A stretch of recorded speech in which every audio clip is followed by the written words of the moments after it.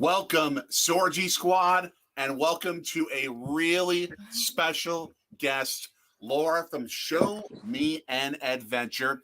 You are Anthony. I'm Daddy. The rest of the world knows me as Jay. Carrie, the artist formerly known as Anonymami, will be coming downstairs to join us at some point. So you two can talk country music in between pitches and play and balls and play and stuff, which is the beautiful thing about baseball. It allows storytelling and fun like that. We are sitting in the Sorgy Stories studios in Philadelphia, where we cheeseheads moved to, while you are sitting in, Laura. We are just outside of St. Louis. We live in the country about an hour outside of St. Louis, Missouri. So go Cardinals. We will disagree on laundry, but such good people, such good human beings. Part of the fun of this is going to be to get to know you better, to let the Sorgy Squad get to know you better. Everyone, subscribe to her channel, like the videos, like all that stuff. You've had some amazing YouTube exposure with some videos that have gone big. Yeah. Last year. Yeah, and not always the ones that you would expect either. Yeah. I think like one of our biggest ones is one where I was just sitting in front of the camera reading a list of words to see like, do I have a St. Louis accent or not? Those are huge.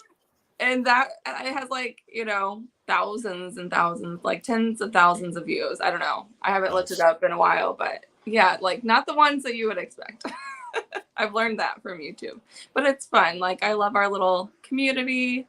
I think, some of your subscribers, like I think Carl from Santos Chronicles, I think that's how I was actually found you guys was through Carl and Melissa's channel, if I remember right. Yeah. But like, we've all just kind of gotten to know each other a little bit, but it's so nice. We've never met in person, but this is a good alternative, I think. Agreed. Until we get out to St. Louis to maybe someday catch a Brewers game out there. We've got some comments already coming in. We have so far a 1-to-1 audience split. John Jansen, a fellow St. Louian. I saw his comment on one of your videos. I watched one of your vlogs, and I think that was the one that said Fredbird is the best mascot, right? I think that's the comment that I commented on. No, that wasn't him. Them's fighting words. No. I'm kidding. Yeah, that was the one you commented on. Yeah. And Happy Hodag from Wisconsin. Fear the beer, baby. Fear the beer.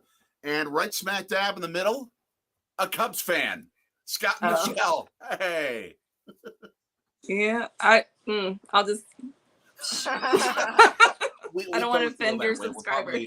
Anti-Cub Alliance, so it's all fun. It's nothing it really is. With the way Eagles fans treat the Cowboys out here. So, tell us what we can expect in this game today from what you see, because he's been scouting. Got my notes. Tell me. So to start on the Brewers side, you got three young players in Garrett Mitchell in his second year. He only played under 30 games last year, and so far in 6 games, he's got 3 homers with 5 RBIs, and his OPS is 1,214, having a great start to the year. And then you look at Joey Weimer, the rookie. In 5 games, he's had a homer, 3 RBIs, an OPS over 1,000, and then last but not least of the rookies, Bryce Terang with a homer, 5 RBIs, and 984 OPS. Great start to the year for the crew at 5-1. Now, for those of you who don't know baseball stats as well, trust him.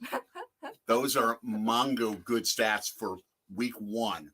6 games out of 162. Yeah. And then on the mound for the crew today, Brandon Woodruff, a 1.50 ERA, 1 game pitched, 6 innings, 8 strikeouts, and a .67 whip. The co-ace of the Brewers on the mound. Candidate. Yeah, absolutely. And then for the Cardinals, led by manager Oliver Marmol, their leaders on the season, you're looking at Nolan Arenado. 6 games, he's got 5 RBIs, a 679 OPS. Not as good, no homers, but he's really good. Brendan Donovan with 2 homers, 5 RBIs, and 865 OPS. Newcomer Wilson Contreras, former Cub there, and he's got an RBI on the season. And then Paul Goldschmidt, the reigning National League MVP, he has a homer, 2 RBIs, and a 1.243 OPS. And today is also a battle of the Contreras guys because you have Wilson Contreras on your Cardinals, William Contreras on our Brewers. Yeah, Contreras on both teams, new acquisitions, and William coming to the Brewers via trade from the Braves. Hopefully that gets you all. Are they brothers? They're brothers? Yeah, they're brothers. Yep. Okay. We have So a little bit like the Chiefs rivalry. Yeah.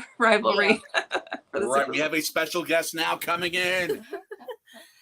Yay, Carrie! It is Hi, Carrie. friend.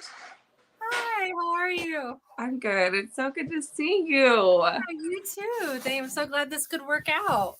Yeah, me too. Mark is, I was telling Jay and Anthony, I think before we went live, that Mark came in late from farming, so we're a little bit behind. He's feeding the kids right now.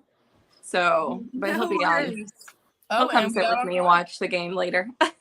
We go with the flow. Yep, completely. We are underway. Milwaukee wearing the powder blue. Yep. Right here. Not the same one, but similar. Best uniform color in sports. I know the Cardinals also use a powder blue jersey as well. Yeah, so the 1-1 count here, Woodruff to Brendan Donovan, who we talked about just a second ago.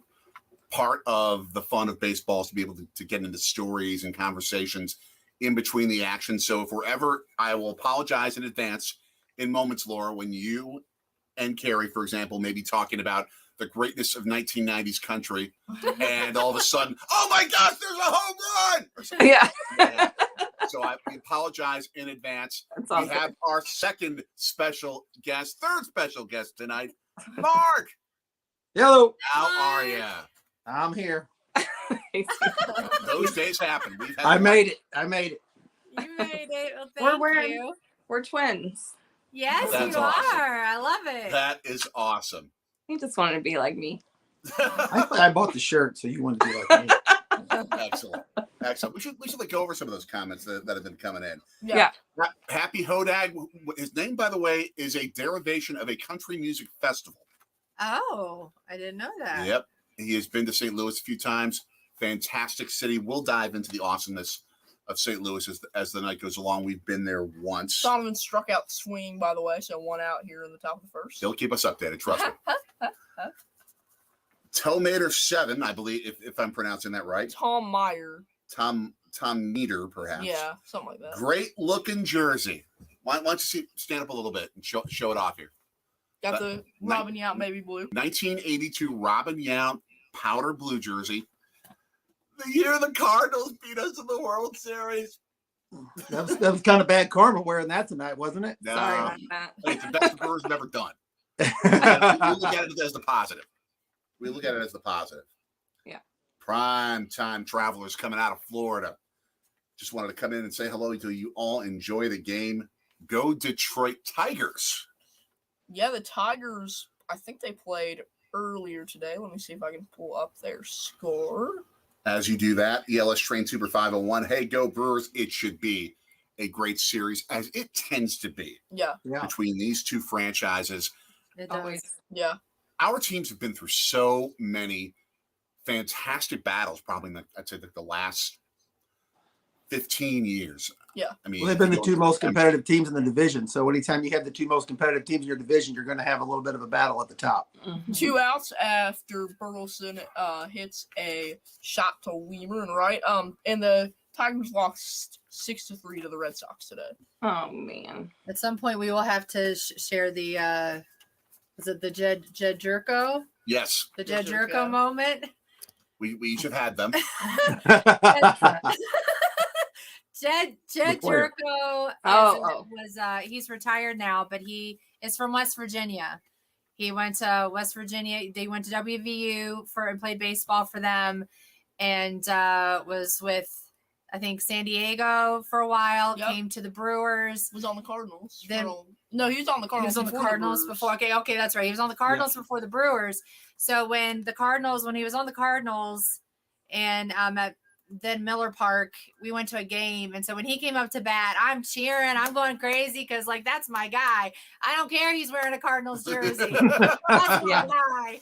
Yeah. And they couldn't take I it. was giving her all the crap.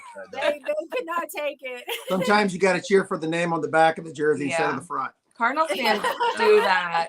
Cardinals fans do that a lot, actually. Like, I feel like when most of our players have like gone on and left, like they get standing ovations, you know, from us whenever they come back to us. That's true. Even if they're rocking a different jersey, we love our guys so much. And the first, Goldschmidt pops out. Going in the middle of the first, both teams nothing at this point. So we've got some comments coming in still. I just showed them. Right, but just to mention them, Okay. Norman Thomas jersey. I got the Cecil Cooper upstairs. That's what I always wear when I go on Brewers road trips. You have a new subscriber in ELS Train Tuber 501, and going back to Tometer, that darn Ozzie Smith. You probably grew up watching Ozzie Smith. Yep. What are your favorite memories of him? I don't know. The biggest thing that you always think of with Ozzy is the opening day backflip. I mean, it's like they were saying that this year, and they bring it up every year, is the season didn't start until he did his backflip. But I mean, where do you start? I mean, with all the moments that he's had over the years, I mean, it's like they were saying now, the way he shows up to spring training, you feel like he could still go out there and play. I mean, he's amazing. Yeah. He's kept up his athleticism. I mean, Robin Yount, I would put as one of the greatest offensive shortstops in the history of the game. Ozzie Smith, I don't think there's ever been a better defensive shortstop. No, I don't think there is, and it'll be a long time. I mean, it'd be hard pressed to find somebody to beat him. I think. I don't know. I mean, just the way he turned the double play, he was so rangy. I mean, there wasn't a ball that he couldn't get to. I mean, boom. The athleticism that he displayed was just unreal. Yeah. Boom. Now, we connected, Laura, through just creating content through YouTube, through following each other's videos. Then I forget how it was that the two of you discovered Miss WV right here and small town Missouri. Is your background farming initially, Laura? No. Not at all. But no. She's a transplant. Yes. Awesome. But both of you are huge country music aficionados. I think that's how, Jay. I think you were the one that was like, you guys should talk, because I think I had mentioned stuff in my vlogs about when I went to go see Reba. I think that's what started it. I was going to go see Reba in Illinois. We were going to go see I was really excited for her.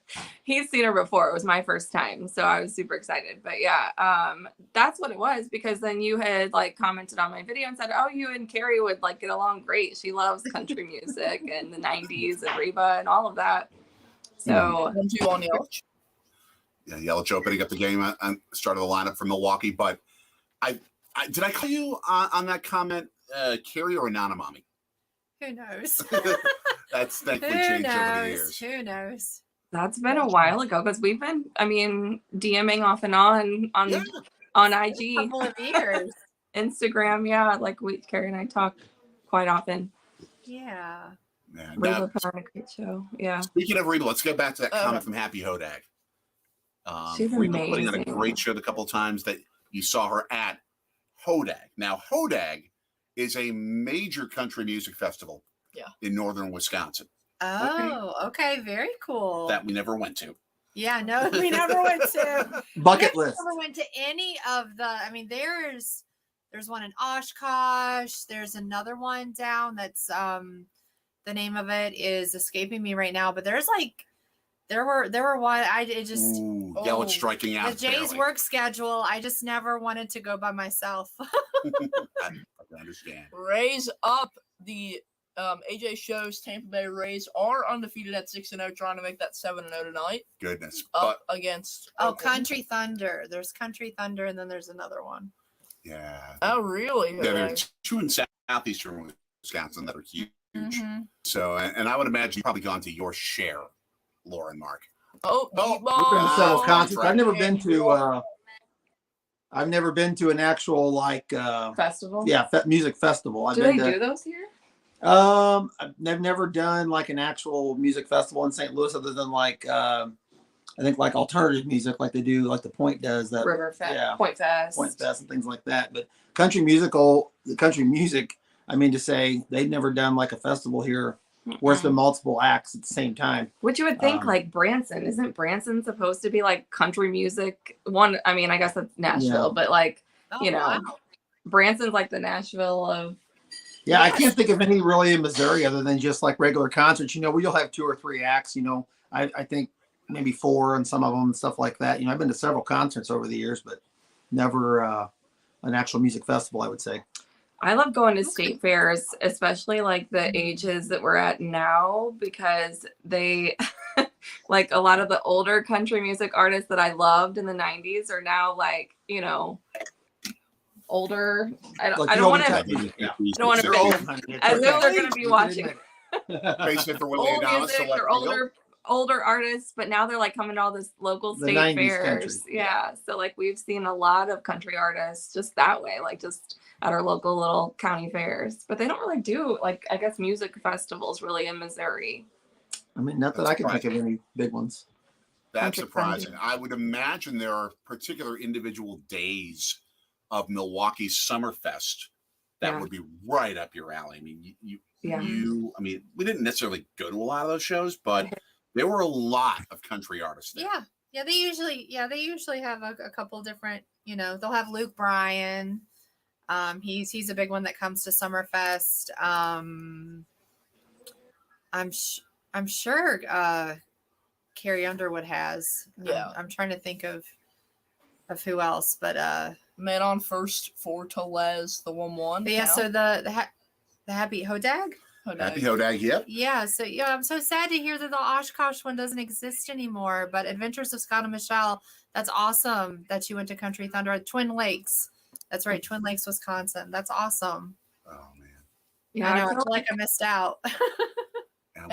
I heard when I went to Milwaukee last year that like festivals are like a really big thing. Like that's something Milwaukee is known for. Inning ends, go to the second, still scoreless. All summer long in Wisconsin. It's just like in Milwaukee. We're behind them a little bit. We're behind you, so I'm like, we're on. Oh wow! Okay. I'm like, oh, okay, good. I hope we don't like surprise you out of the blue and shock you in some circumstances with. I mean, that was good news. Oh yeah, that was a good catch. Good Wow! When you guys get excited, we know to look at the screen. Yeah, that's how far the delay Milwaukee. Was. Everything kicks off like in the mid-June with Polish Fest, and then it's like German Fest, Festa Italiana. Summerfest is in the mix around 4th of July. Irish Fest in August, which is the biggest festival. What am I missing? Biggest ethnic. It is the biggest festival. of the ethnic festivals and the biggest Irish festival in America. Yeah. Well, German and Polish Fest are earlier, I think. Yeah, they're in June. No, I thought they were earlier than that, but no, it's June. Okay, it's June. Isn't there? Polish is usually in June.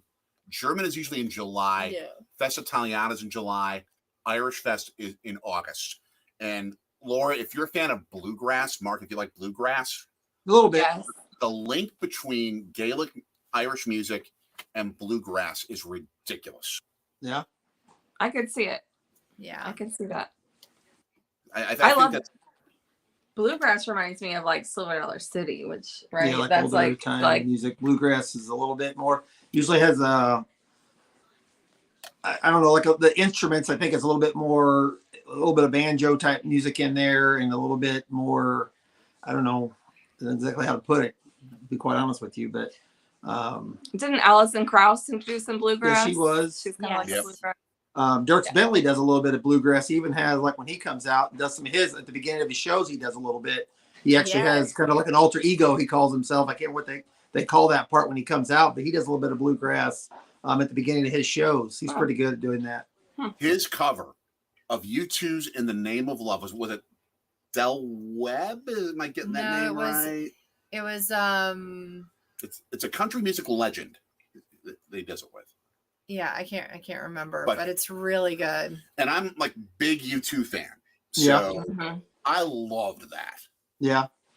I like when they do some of those crossover and they sing other songs as long as they're good at it. Sometimes they do a crossover and it's like, yeah, that wasn't so great. But some of them are really, when they hit Yeah. it right, it's I'm with you. To me, it's almost better than the original sometimes when they sound as good as they do. But when they do it justice, I guess is the best way of putting it. Yeah, like when you're hearing a bluegrass version of Billie Jean by Michael Jackson, it's like, what? Yeah. I love that. 0-2 count on Arenado, It could work. I don't know. and he fouls it off again.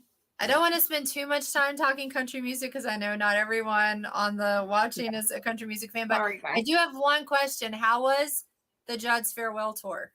Oh my gosh. Emotional for me. I cried. Yeah. It was so good. She's just Winona has like I think the best voice in country music, hands down. Like just I love the way her voice sounds. I always have. So I'm a huge Judd's fan.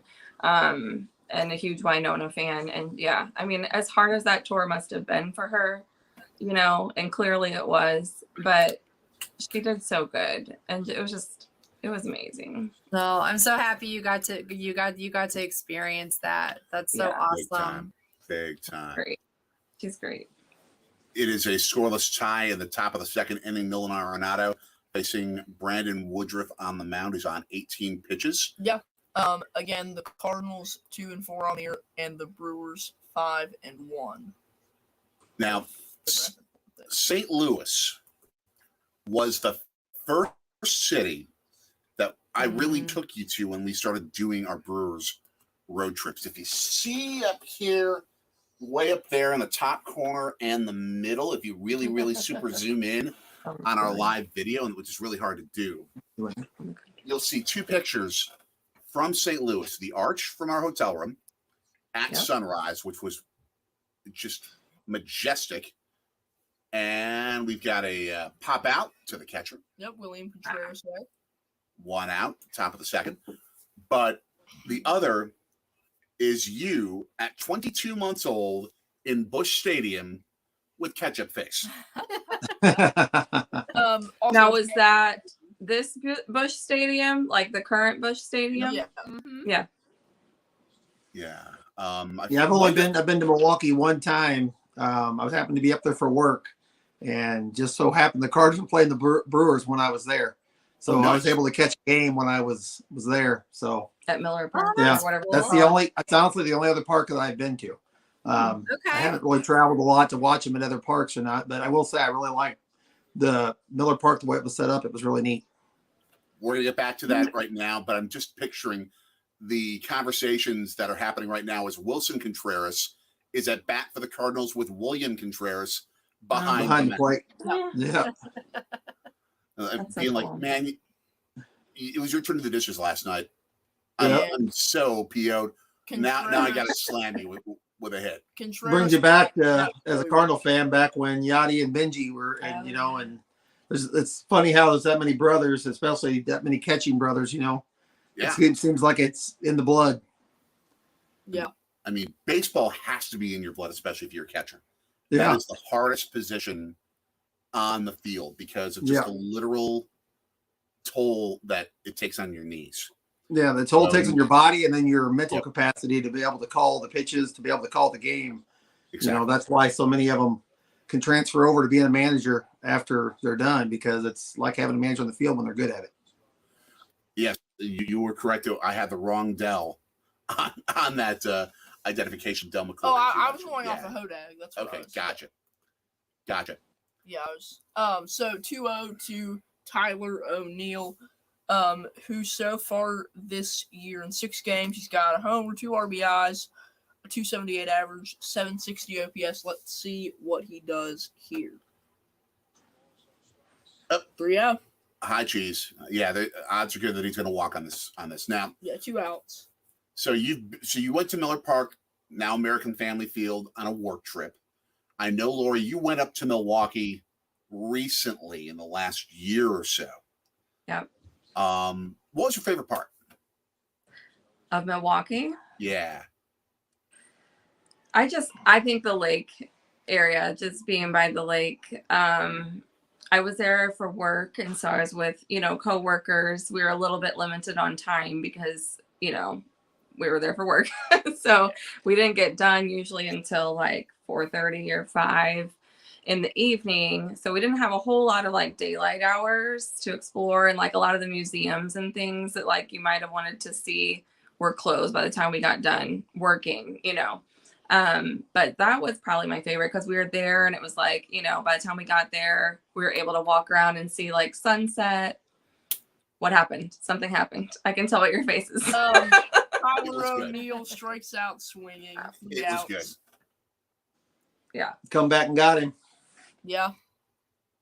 But yeah, we did like a little walk down agree. to like the lighthouse and Yes. had dinner right there, like at the confluence where like all the rivers meet. There was a little restaurant there. We had some seafood. So that was probably my favorite night that we were there. Awesome. We miss home a bunch, though we definitely have begun to find our niches and the stuff we love here in Philly by far. That trip to St. Louis that we took, what's the youngest that you have ever that your kids ever were when you took like a long road trip, like an overnight, reasonably far away road trip? I guess, you took Lexi. For me, I've taken my kids when they were like infants. So like less than a year.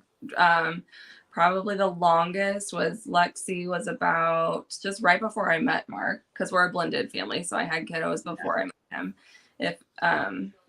But yeah, so she was probably right at 15 months. And I took her with my mom. So I had help. I wasn't by myself.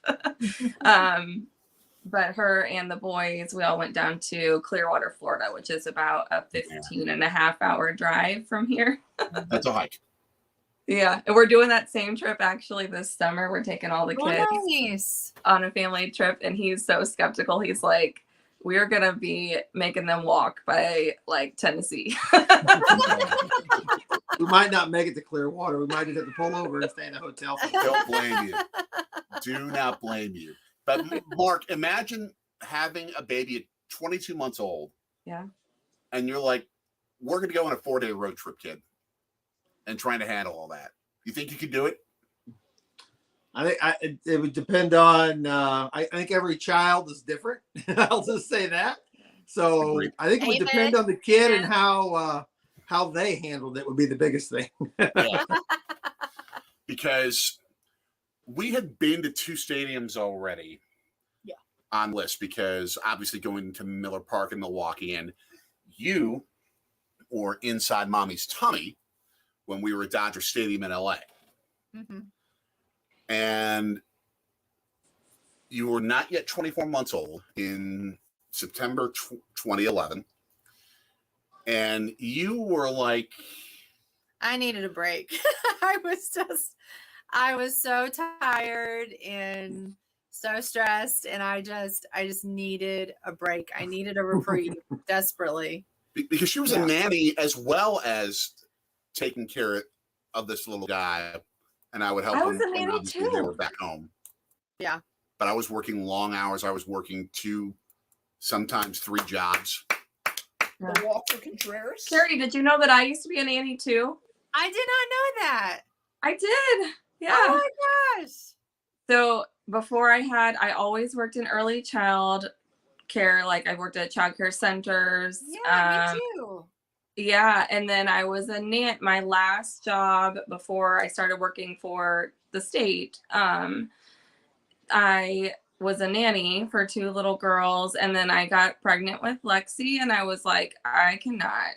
I can't keep taking care of other people's kids all day long and then go home and take care of 3 children.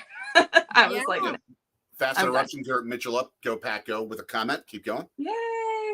I love the Packers. So Yeah. I would love to go to a Packers game. That would be amazing. Oh, yes. We've done it. It's awesome.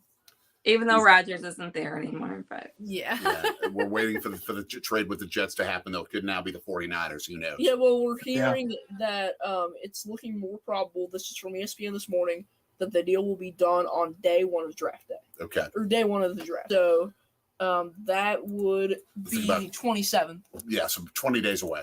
So we'll see. It's probably bad for the Packers that he's leaving. Maybe, I don't know. I think that No, at this I don't- point, it's probably better off he just goes because I think it's just so much drama at this point. And it's better I mean, off you just go. Yeah, it's almost kind of like a band-aid. You just need to rip it off and move on. Yep. Yeah, even if there wasn't drama, it would be better that Yeah. they find a Yeah. new place for him because he's going to be serviceable to them for maybe another year, maximum 2. Yeah. Jordan Love's got 10 great years possibly in him. Oh, Yeah. and a terrible strike 3 call by the umpire. Oh, Extremely you just questionable. caught yourself a break, Cardinals fans. We'll take what we can get. Yeah, with Aaron Rodgers, it's just time. Yeah. It's just time. It's so funny. The last No, that two On the TV, it didn't look like he hit the zone. the last two quarterbacks that's left the Packers have both left kind of similar ways. Yeah, I mean, the way, but Yeah. they'll respect their welcome. yeah, Brian Anderson now up for the crew, but to St. that was Louis, definitely a low strike, but it was on the box. So I don't know. Yeah. At Yeah. least on that ours. last one was. Our previous one was like at his ankles. Yeah. I'm kidding, Yeah. but to the St. Louis trip, imagine trying to handle a 22-month-old Mark and going a 7-hour drive away. I'm like, I'll give it a shot. He did. Diapers, bottles, the whole shebang. Labor Day weekend. Yeah, I think when my two girls that I had before I met Laura, the farthest I took them when they were little, I think probably like maybe around that age, close to 2 years old, something like that, was probably like going to like Grand Center up to the lake, so about a 3 to 4 hour, drive, but that's probably about as far as they had ever went.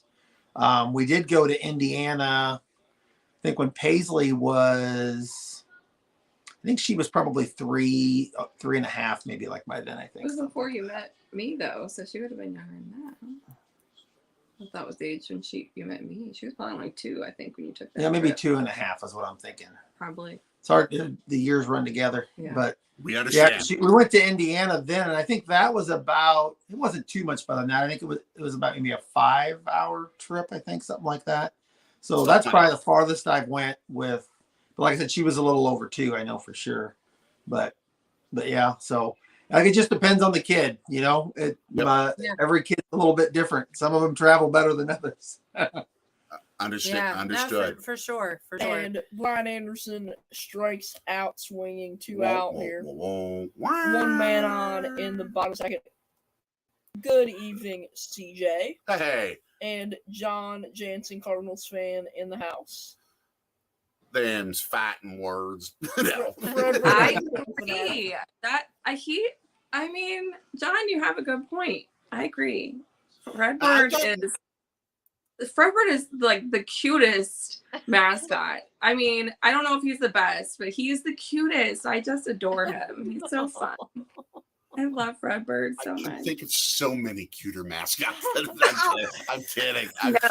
No, Now, you're wrong. He's gonna come for you. You better watch out. what I will say is that Fredbird was extremely nice to us when we went to see the Brewers play the Cardinals because he did not see me wearing a Brewers jersey, or I think he might have seen me wear a Brewers jersey and did not eat my head.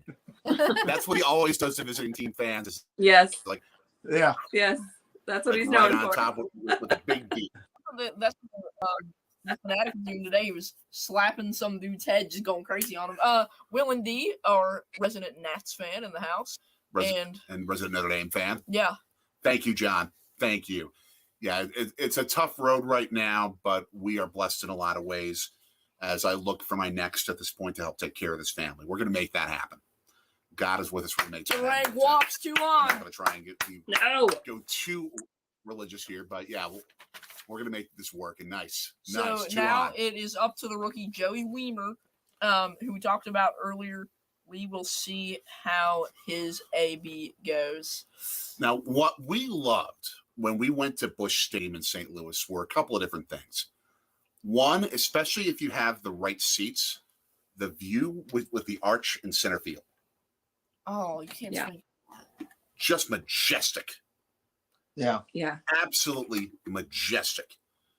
And two, If you, fans are insanely warm and welcoming to the visitors. Yeah. Yeah, that's what I remember from the trip. Was we have a picture of Anthony sitting in his seat, and there were two ladies sitting next to him Yes. And- Oh no. who just thought that he was like the cutest thing and interacted Arr. with him throughout the whole game. That kind of looked like he was safe, to be honest. That was No, like, I think they got him. That was 50-50. I don't know. we'll tell you in a couple of minutes when we get to see it. Well, the council goes no review. So Yeah, I Yeah. think they got him. They got him. beautiful It was play. definitely by- close, but yeah, I think the ball was in the glove. Yeah, who was there? Was that? It was Edmund? definitely a close play. That was Donovan that made the turn. Oh, Donovan. Okay. Yeah, I didn't know which one. CJ already getting a little trash talking in the National League East. Don't want to go too far since it's very early in the year, but Sorchi, how does it feel knowing Phillies to the bottom of the pit at 1-5? No, that's wrong. Wrong record. 2-5. And 2-5. and your Braves are at 6-1, but good luck to the Brewers. Well, the Braves just swept the Cardinals earlier this week. I mean, they had a great series in St. Louis. Yeah, I showed that. yeah, The well, Braves well, are Yeah. the Braves are definitely showing their dominance right now in the East. Yep. Yeah. They got a heck of a lineup, and it's going to be. I mean, the Phillies when they get healthy, it's going to be a battle to the finish. I think in that division for sure. exactly. Right. Mets, Exactly. too. I Yeah. mean, the Brewers just swept the Yeah. Mets. But Yeah, still. that whole division is loaded. Yeah, we're very glad to have faced the Mets when we did with Yeah. their injury Yep. issues. We got lucky when they meet up in July. It's going to be potentially a very, very different Only story. real lucky was that we didn't have to face Verlander. Yeah, And, I mean, Edwin Diaz, too, but still. true. I'll tell you what. Over the past 2 years, it seems like the Braves have had the Cardinals numbers either way. I mean, the Cardinals hitters this past series right now, the Cardinals pitching has not been much to start off the season. That's the biggest concern that everyone in St. Louis is going nuts over right now is the pitching. But the We're not offense, laughing at you. We're laughing at that comment. There. Oh, y'all want whoop-de-doo. the As you were saying, Mark. the offense though in the Toronto series to open up the year, I mean that's two pretty powerful teams there. Toronto is going to be a lot in the AL East as well to handle for most teams, and the hitting back and forth between the Cardinals and Toronto was really impressive the way that season series opened up.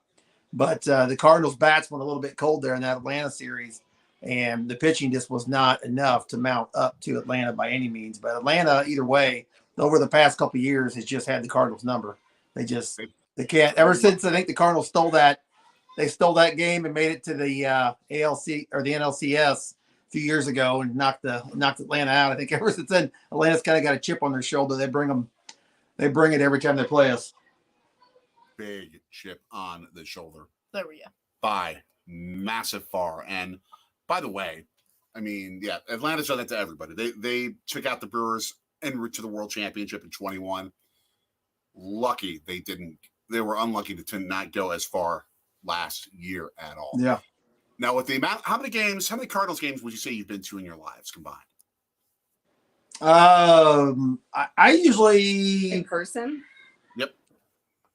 I'm gonna say altogether. I mean, that'd be hard to figure out. I usually try to go to, I don't know. Some years I go to 6 or 8 games. Some years I've been as many as probably a dozen.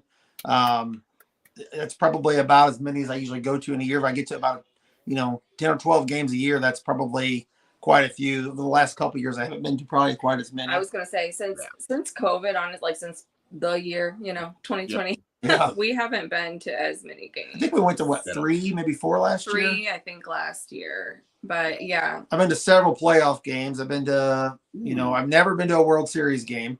I've been to several, division series, a couple NLCS series games, and that's just anytime you're in the playoffs, the whole feeling of the stadium, no matter what team you're rooting for. I'm sure it's the same way with you all when you go to a Brewers or if you've been to the Phillies games.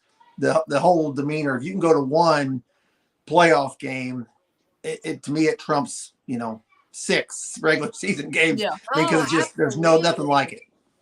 We have both Yes. been to with you Yes. Brewers playoff games. We went in 2011 NLDS Game 5 when the Brewers walked it off against the Cardinals. In the 10th inning. No, not the Cardinals, the D-backs. Oh, yeah, D-backs, sorry. And then we went for Game 1 of the NLDS in 2018, Brewers Rockies. When the Brewers walked it off in the 10th inning. Oh, wow. That was amazing. And we even said in our very first video that we ever did, which we shot at Miller Park, now American Family Field, that if you ever see him at a playoff game, two things that you know. It's going to go at least 4.5 hours, and the Brewers are going to win. That's a good record. It's going to be a long Got a good game. omen. Strap it exciting in, have your heart medication ready, but the Brewers are going to win the game. I mean, That's statistical analysis bears out that fact. Yeah. Top 3, Nolan Gorman flew out to Christian Yelich for the first out. Now 2-2 to Jordan Walker. Who is the dude on the Cardinals with the Ron Burgundy mustache? I just noticed it. I didn't see it whenever it popped. Maybe it hasn't popped up yet. It could be Miles Michaelis is known to have a pretty good mustache. That's probably who it was. Dead freaking ringer. Yeah. Doppelganger. That's probably who it was. He's got a strong stash game going. 2 outs, Woodruff strikes Walker out. Okay. John saying, I've heard Pittsburgh, PNC Park, and Busch have the best outfield backdrops. I think the Cardinals is better. PNC, sorry, I have to give it to PNC. That's arguably the best stadium in baseball. Now, you've been to PNC with us one time. We went independently for a couple other games. Mm-hmm. Your thoughts? PNC is supposed to be pretty good. Everybody that I've heard talk about it that's been to multiple parks. PNC, and then I don't know what Giants, what they're calling their park. It was AT&T Park, I believe, at one point. I don't know if it still is, but everybody raves about that one as well. Out in San Francisco is another one you hear a lot of times at the top. Yes, big time. Well, San Francisco is just a beautiful city, so I can see that. Loved it. 1-1 count. Now, the advantage that PNC has in terms of the view that St. Louis doesn't have is the river. The river, being right up against it. Yeah. It's like there's maybe 50 feet between the end of the stands and the river. And that's something they kind of have in common with San Francisco, with Cubby's Cove right there, too. That's kind of something that both them two kind of share a little bit. It's like if you stuck the arch on the Illinois side of the Mississippi and you had the stadium right on the water, that's what it would be like. Yeah. It's just spectacular. Yeah. So by only a smidge, I'd give it to PNC. Yeah. But Busch has got spectacular view game. Yes, CJRP, GBD. Golden Blue Dude, a guy who inspired you a lot. Oh, yeah. Are you familiar with them at all? Who is it? I didn't see. What did it say? Golden Blue Dude. No, I don't know. He was a college football YouTuber who came from your hometown, Charleston, West Virginia. Oh, nice. And got big as a YouTuber, talking about college football, talking about the Mountaineers, but having daily content about college football, about the sport. Got a huge audience. He passed away earlier this week of Crohn's disease. Oh, man. Very young. Very young. Yeah, but what was amazing about him is that between 2020 and our transition to move here, when Anthony just, and so many our kids were just so isolated from all their friends, like, and Anthony, even though he's, a young man, if you will, he is, I'm not trying to brag on him, but more mature for his age. He's being an only child.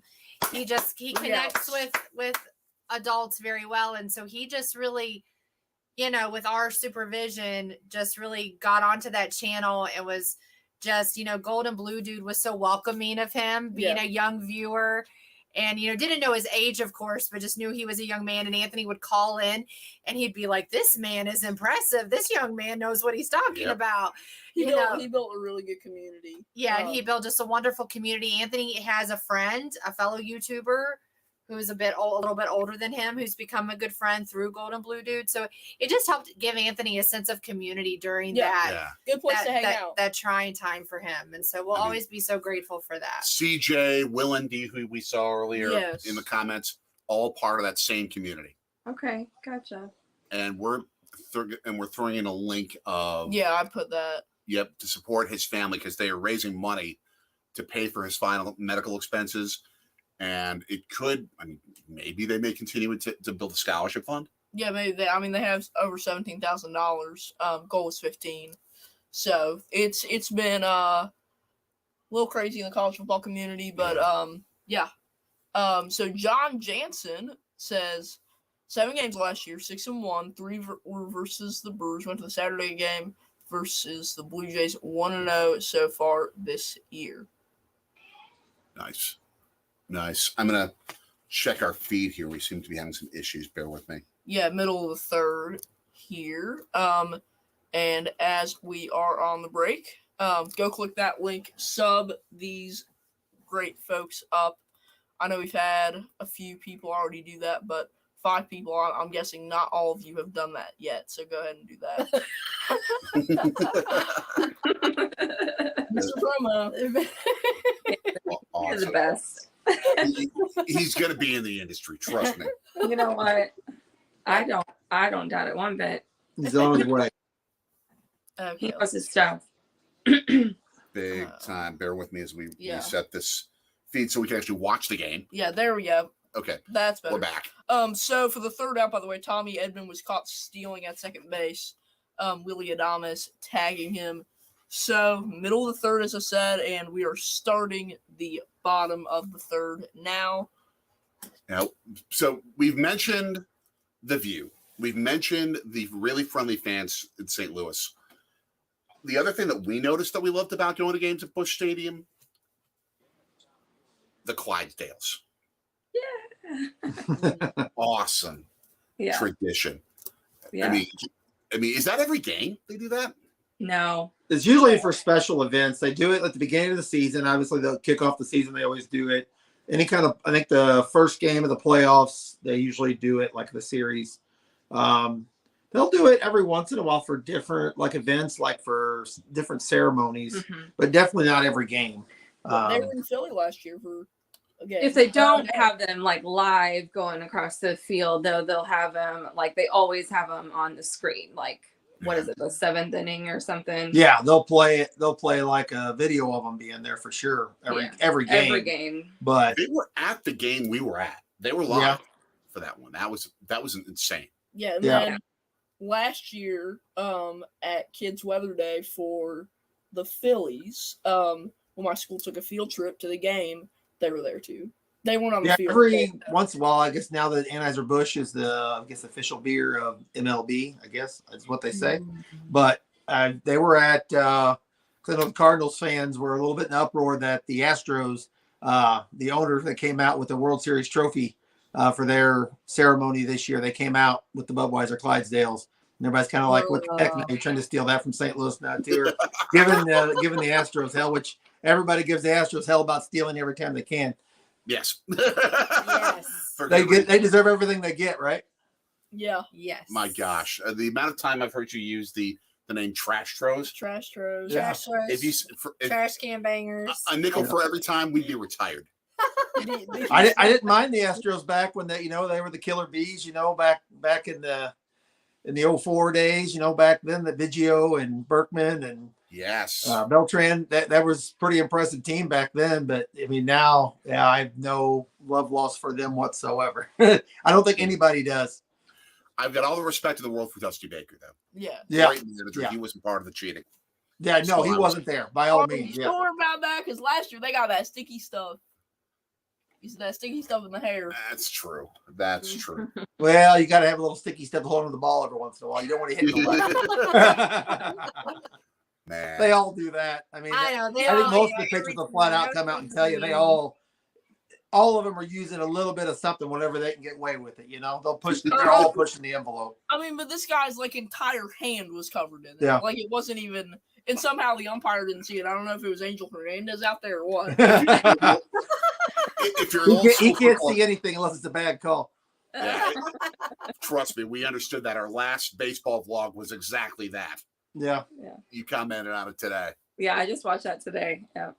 Man, that was bad. That was How bad. he is still allowed to call games is beyond me. Thank the Baseball Umpires Union. That's the only reason. Yeah. I can't believe that his peers don't ask to have him removed. He has to give them a black eye. I'm sure I would bet they have. Yeah. Because, I mean, it's a knock against their profession. Yeah. I wouldn't blame them. No, I mean, it's kind of like like they say, one bad apple can spoil the whole cart. I mean, he's definitely gives them all a black eye. Mm-hmm. Boom. Ooh, having a little discussion, heated chat at first base, or maybe not so heated, but some laughter going on. Oh, we got a foul ball. Did it go off the ump? Yeah. Oh, no. It was a foul ball that Goldschmidt caught, and it looked like he was trying to convince the ump that it was fair. Off the bounce. Off the bounce. So they're having a little fun discussion. All right, opposite field. Beautiful. 2 men on for the group. Excellent. Give me the Bucks over. I'm gonna take the Bucks over the Nuggets. I know that's 100% chalk, but I just don't really trust anyone in the West. Yeah, at this point, I would concur with that, and they're especially glad they don't have to play both the Sixers and the Celtics to get to the playoffs. And Laura, a very interesting thing I saw in your video, very strong NBA jersey game with the fuchsia Washington Wizards purchase. I'm a big fan. Yeah. I thought those are pretty neat, and my son really wanted the jersey. It's like almost like an ombre, like the jersey itself, like the t-shirt I got him is just like a bright pink. Fuchsia is a nice word, but yeah, it's bright pink. I only know that word because it's my sister's favorite color. Yeah, otherwise, it I would is. never be able to identify fuchsia. I love it. Yeah, my oldest son, he's a big Bradley Beal fan because he's from St. Louis and playing on the Wizards. Thank you, Wizards. I had Warriors in my head after that comment, but yeah, the Wizards. So he's a big Washington Wizards fan. Ever since we went to DC with him a few years ago, I think is when that kind of started. Yeah, 1 out, first and third for the crew. John, they couldn't do it in the same game. For those of you who are just tuning in and joining us, it is Sorgy Stories with Carrie and Laura and Mark over there from Show Me an Adventure. The Milwaukee Brewers hosting the St. Louis Cardinals. We're watching our favorite teams in action at American Family Field in Milwaukee as we sit here in the Sorgy Stories palatial studios here in our new hometown of Philadelphia. Now, I'm going to step out just for a second. If you dive into this really crazy country music conversation. So hint, now's the time to get that out of your system. I'll join you in it too. 2 on, 1 out, 1-0 to Deleuze. No, I was just gonna take go back a bit to when Jay was telling the St. Louis story and you were talking about being a nanny and working, in early childhood, because whenever I have a family interview me, they'll say, tell us a little about yourself. And the first thing I say is all I've ever done is work in childcare. Yeah. But I have never done anything else. Yeah. I mean, me too. Mostly like, in some aspect, it's been something with like children and families. So like I always worked in either like a child care center. I was a private nanny. Then like my last job in direct care, I've worked at a children's hospital here in St. Louis. And like in the playrooms. So like when the kids that are sick or their sibling, there's a sibling playroom at Children's Hospital. So I used to there. Deep to the warning track. Yelich tags up and the Brewers are up 1-0 with 2 outs. We haven't seen it yet. Are you sure? Shoot. Dang it. I was nervous because you got somebody on first and third, I get nervous. Again, the Cardinals 2-4 on the year. The Brewers 5-1. And Burleson, nice catch there, but Yelich able to tag up. So 2 outs, a man on first, and Contreras swinging for the fences. That one goes foul. The 0-1 count now. But yes, and just for folks to have a little bit more of a background with me, I got my bachelor's in educational studies, but I didn't feel called to be like a classroom teacher. It just it just didn't feel what I was supposed to do, and so I taught preschool for a couple of years post college, and then my mom's like, "You should be," but I just wasn't really happy. I just felt like I was spending my time like kind of jumping through all these kind of bureaucratic hoops and not really able to really care for the kids. So I was very frustrated. So my mom's like, "You should be a nanny." And I was like, "Oh, Mom, I just got my degree." And she's like, "No, I'm serious." Mhm. So I explored it. I had an interview and I have never looked back since 2006. Awesome. Yeah. Do that now still? Yes. Yeah. I mean, what I love about it is I love working at home. I love using my expertise and skill set to work one-on-one with the children, give them that individual attention. Yeah. And just, one of the things I did learn in early childcare was like, we would sit and observe, like we would have moments throughout the week where we would sit with a notepad and observe the children playing. And we would base our lesson plans off their interests. Mm-hmm. And so that's what I get to do with the kids, if they're, like right now, the 4-year-old is very interested in Eric Carle books. The other day, he wanted to find all the Eric Carle books in the house. So, I just thought today, like we just finished a carton of eggs. So I'm like, okay, well, you know what? I can take that to work next week and we can make very hungry caterpillars. We can paint them. Yeah. Yeah. I love that. I love that as a nanny too. Like you just have so much more freedom.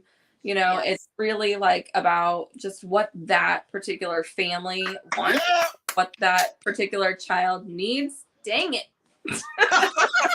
That particular child needs. Dang it. Don't you love how baseball interrupts our trains of thought? Well, I heard you guys cheering, so I knew something bad happened again. Back to your point.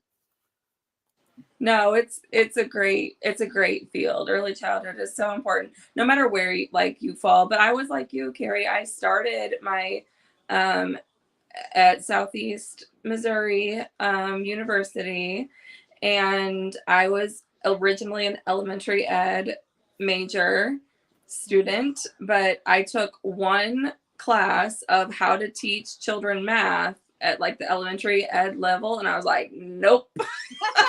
I do not want to be responsible for that. Not for me. I was with you. I was just like, that's not it. So I didn't know what I wanted to do when I went to college. I ended up majoring in English. Okay. So I really liked writing and editing. So I thought maybe I'd do something like that. But as I was in college, while I was in college, I started working for a childcare center, and I just kept, and then so I had my oldest son. He was born just like right after I graduated college. He was born just a couple months later, and the place that I was working with, they were like, well, we'll give you free childcare if you stay, so it was like, okay, move on and try to find like an entry-level position, but have to pay a ton of money for childcare. As we know, it's very expensive. Or, just be here with my son. I can nurse him when I want to, because I was a breastfeeding mama, and it was just, it was convenient, and financially it was like I'd be breaking even anyway, so I liked it. I really did like working with kids. So I did that for the longest time. So now I work in the field of regulations for childcare. I feel like if I just keep on talking, maybe what's happening on the screen won't keep happening. So here in the bottom of the third, just kind of giving quick updates. Garrett Mitchell now has 6 RBIs on the season. Rowdy Tellez with 2 RBIs. The bases are loaded with 2 outs. Bryce Terang hit a grand slam on Monday against the Mets. Oh. His first career home run. Can he get his second here? Two grand slams in 5 days would be just ridiculous. And even driving any runs in would be great. And Anthony Chimino saying, after Guardians home opener, nice. That's another fantastic downtown stadium. Ever been to Cleveland? I have not. Nope. Never been there. Great setup with their stadium. It's right next to the Cavs home arena in downtown Cleveland. And again, just really warm, fun atmosphere. The home fans are great to the visitors. Even when the mustard tries to steal your hat. That happened. Fire the mustard. Oh, long ball. That's going to be foul. Oh, barely. That was almost a grand slam by 10 feet.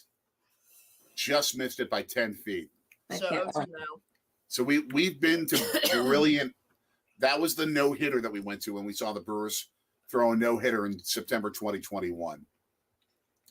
Definitely recommend that stadium. But that's one of the, you guys know, I think I'm a big trip planner. I have we're using my phone for this live. Otherwise I would pull it out and show you. I have on my notes page on my Apple phone, I just you can scroll and scroll and scroll all my trip ideas that I have. Yes. You too. And one of them is to go to fly into Cleveland and try to catch that we can catch maybe a game there at the stadium. And then there's a national park in Ohio. There's one national park. I don't know how to pronounce it, Cuyahoga or something. Cuyahoga? Is that how you say it? I think it is. Okay. Cuyahoga National Park, and then drive up to Buffalo and see Niagara Falls, because I've never seen Niagara Falls either. So that's a little, I don't know, 4 or 5 day trip that I want to do She's always got something planned. Just like us. And CJ, we did see that comment a while ago. Yeah, I mean, I went through. This one. Not that one. We missed that one. I showed it up, but I didn't talk about it. I have, by the way. Oh, dang it. Inundated you with all the travel plans. Yeah, he's the travel planner. There you go. Except I try not to be. Oh boy. Darn. And that is the end of the third. They got out of it. It's the Brewers 2, the Cardinals 0, right here on Sorchi Stories. But as we were saying, I am admittedly the travel planner, but what I try and do is not be too much of the let's make ridiculous, crazy set plans now. Let's just try and be ready and know the stuff that we want to do. Mm-hmm. And just know all the options. That way we can make spur of the moment or close to spur of the moment plans. Yeah, there you go. Guess who's in the house? It's Aaron Johnson. That's what I do. Great Detroit Tigers fan and YouTuber, by the way. Give Aaron a follow big time. John saying doesn't like the pitch clock. It messes up the Cardinals pitchers this season. Thoughts? This is a Pandora's box. We'll let you have the floor to start. The this- use of the pitch clock. Go ahead, man. The use of the pitch clock. I didn't see the comment. I don't like the pitch clock. Not a fan of the. Yeah, I mean, Pitchers. it messes up the Cardinals pitchers. I mean, but hey, doesn't every pitcher in the game have to use the same clock? That's where I go with that. So, I mean, you can't use that as an excuse. It was coming regardless. I think it's helped out the pace of play of the game. I don't know. I've heard good and bad. I haven't been to I haven't been to the ballpark. I listen to ESPN radio here religiously every day. And I know a lot of people are kind of complaining about the game's going too fast. But everybody that has went, is saying that it seems like there's more action. Like there's always something happening because there's not that downtime. The pitcher's stepping out, the batter's stepping out. So I don't know if that's their only problem. I'd love to say that that's their only problem, but I think the Cardinals pitching staff going into the year, that was going to be their biggest question going in. But yeah, 101 ESPN. Yeah, that's right. There you go. Always listen to on that. my car That's- every time. Every time I step in every my day. car, I he's been in don't, it. I don't turn it off typically. Nice. The kids listen to it on the way to school, and but so I don't know. I don't think we can blame all the Cardinals pitching woes at this point on the clock, unfortunately. But everybody's got their thoughts. Laura, I'll actually in a different way sort of give the floor to you on this. How many games? Like you mentioned that you do get to a few games. Yeah. Are you happier when you can go to a Cardinals game and you know the game's going to be done in like 2 hours, 45 minutes? Nice.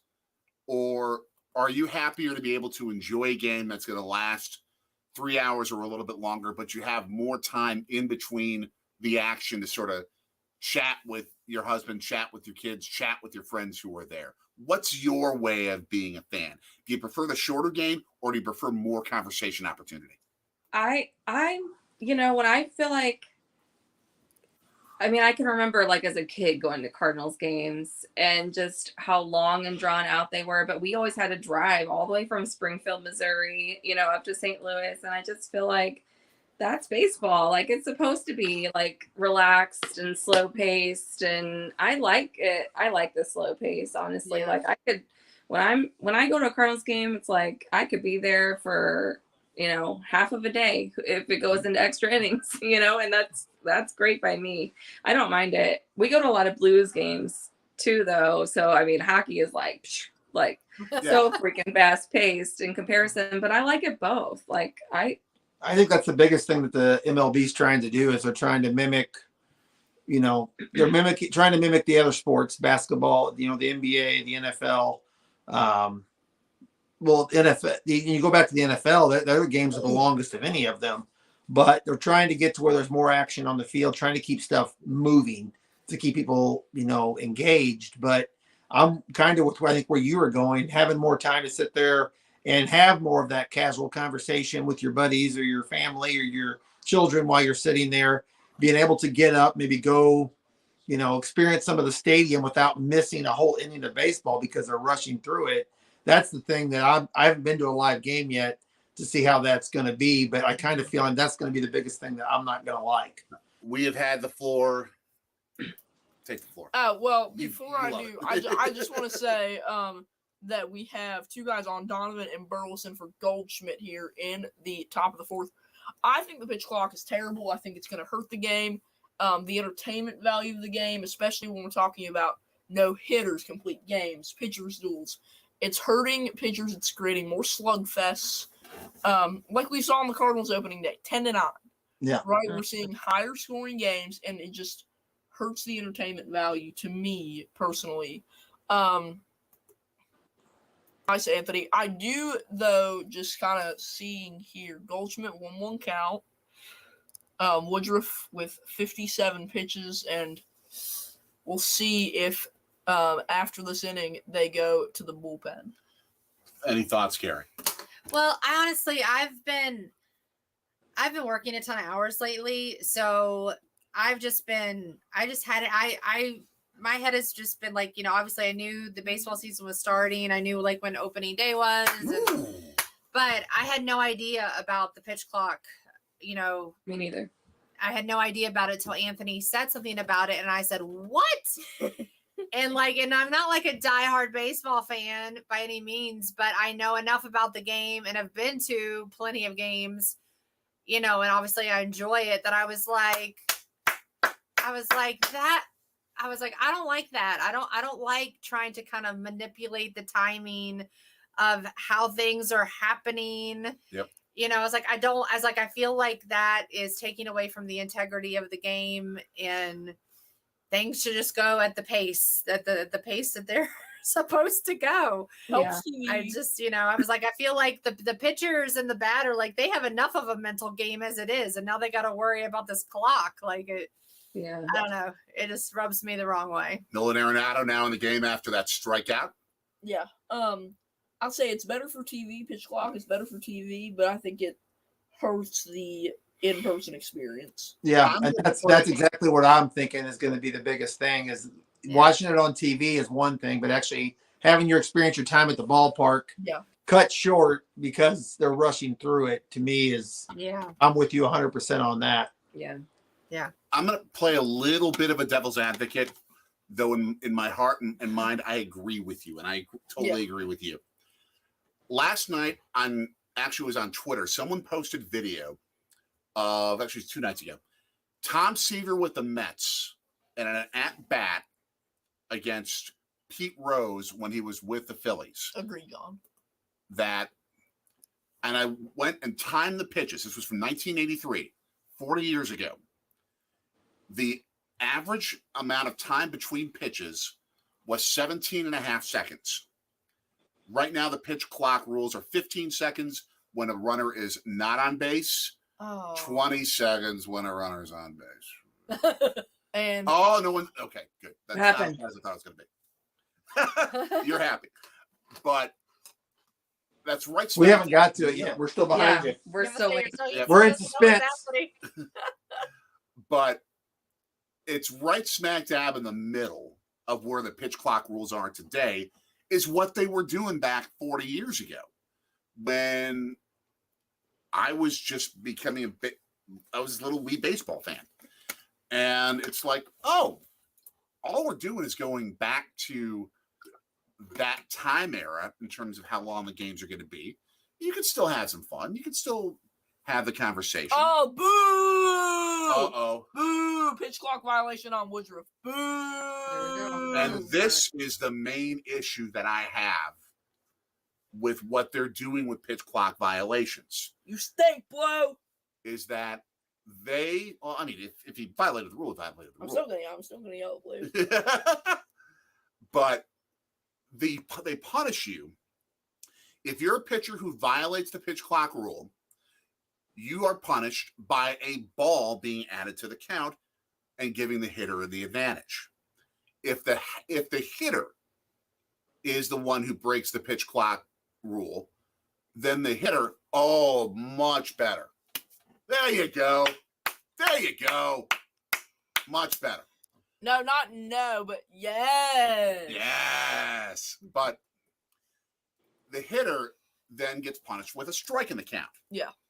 We saw spring training games that ended on a pitch count violation. Yeah. oh yeah, Imagine Game 7 of the World Series oh yeah. decided by a pitch count violation. I mean, who wants it to go down like that? Yeah. Pitch Yeah. clock. Yeah.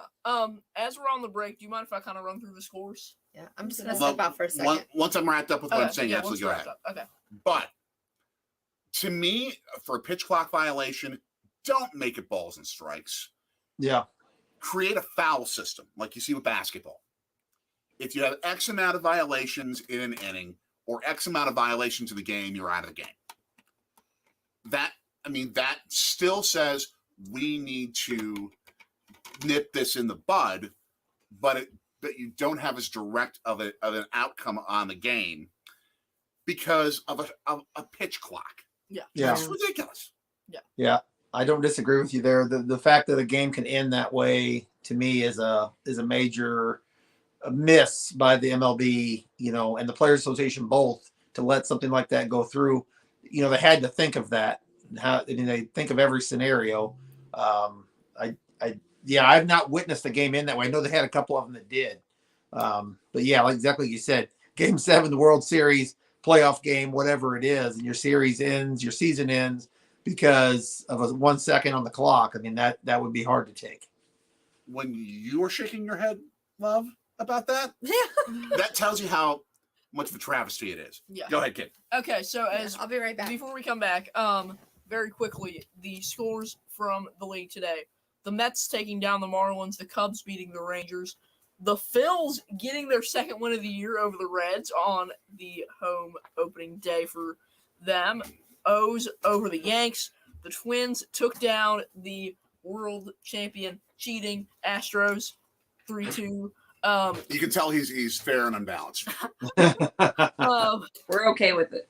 Mariners over the Guardians. The Pirates Fair and balanced. beat the White Sox 13-9. Royals over the Giants 3-1. The Rays stay undefeated. They win 9-5. And then currently throughout the league, Padres Braves in the 6th, tied at 4. Nats Rockies, the Nationals winning up There you go, 4-1. LND. There you go, Will. And then, of course, this game, the Brewers winning 2-0. Angels, Blue Jays, and Dodgers, D-backs, both around in about 20 minutes. Weimer's up to bat right now, facing Jack Flaherty in the bottom of the 4th. Milwaukee up to zip. 3-0 count, and it's about to. Ooh, yeah, there's a nice little pitch in there for a strike. Yeah. Okay. I'll be right back. Deal. I'll hold down the 4th for now. So Yeah, Mark had to go get his phone because we're having connection issues now with our TV. Oh, it's coming back on, babe, now. And that ball goes out of bounds and into the fans and becomes a souvenir. So we talked about St. Louis. We talked about the experience at Busch Stadium and a game there. We had an absolute ball we were there probably about 48 hours when we were in St. Louis. Mm-hmm. First place we went, and I'm going to give this to you and just sort of say, hey, this is what I love about it. As John Jansen's like, hey, go raise my second favorite team. And bam, the Shifts also agree. Yeah, we've talked about that before. Long fly ball, but that's going to be foul going into the stands. The St. Louis Zoo is insane. Yes, I love it. It's Top free. ranked zoo in the country, according to Zagat. And as you mentioned, it costs nothing. Nothing. So many things that are free in St. Louis. Is that the only thing you did besides you went to the game in the zoo? Oh, we did more. But I just want to hear your take on what's so cool about that zoo, your favorite stuff there. I don't know. It just, that zoo feels like home to me. Like that's just, I mean, I think Arch is, number one thing that I would recommend anybody coming to St. Louis, and the zoo would be number 2. Like, don't you think? I can't think of anything that's better than. To me, with the Arch is iconic. The Arch is amazing. But my thing with the Arch is once you've done the Arch, it's kind of like you've done it now. The zoo is always changing. They're always bringing new animals in. They're taking stuff out. The whole experience there, just the way, the variety of animals that they have there, the experiences you have, and the fact, like you said, the biggest thing, it's free. Everybody brings that up. Free is the best price you can get, right? So, I mean, it's hard to beat.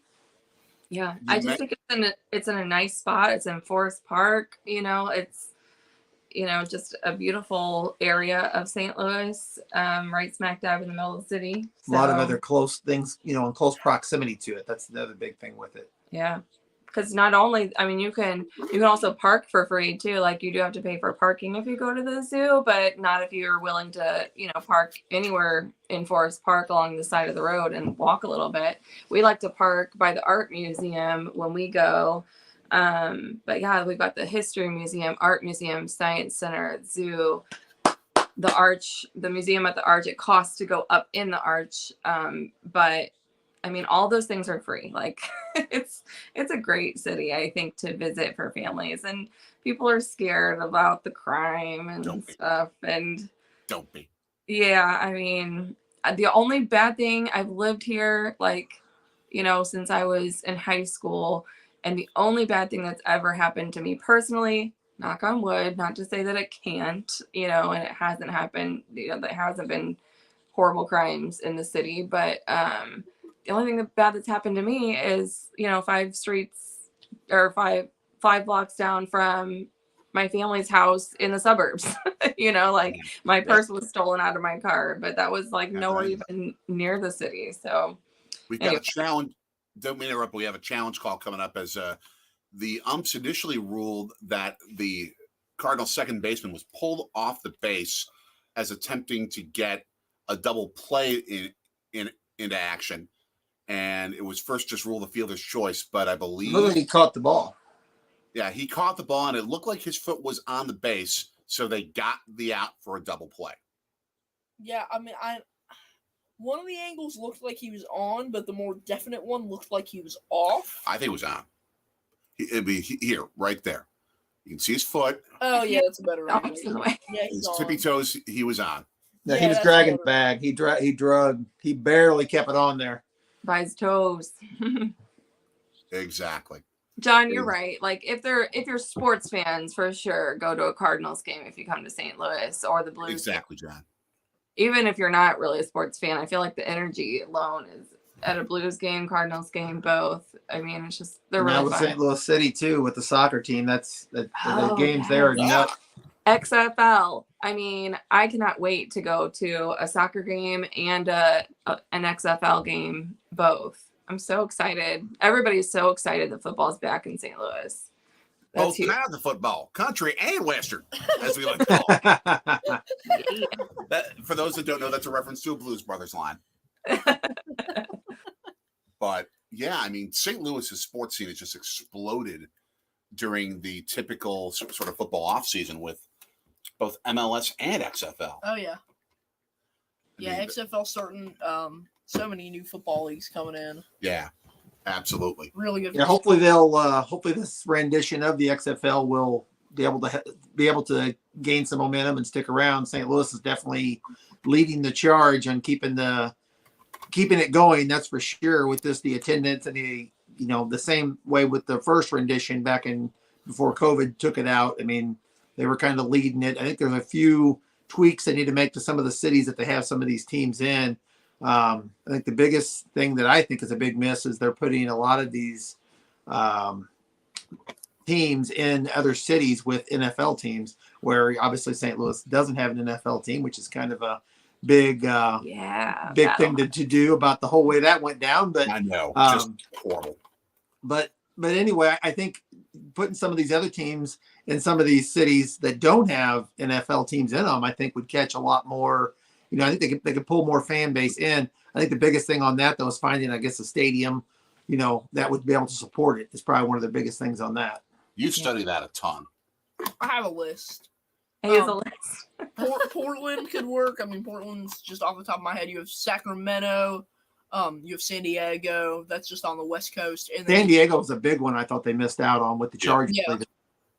I think a team would be good in Virginia, whether it's Richmond, Virginia Beach. Either one of those, absolutely. You look at, somewhere, other places on the East Coast. I'd have to look at the full list, but Hartford, for example, Yeah, or Providence, yeah. One of the areas I was kind of looking at that's big football pull. They have a lot in Texas, but there's not much in Oklahoma, like Oklahoma City area. right. Was an area that I thought too they kind of miss out on. Just with a lot of the fans in that area being kind of football crazy.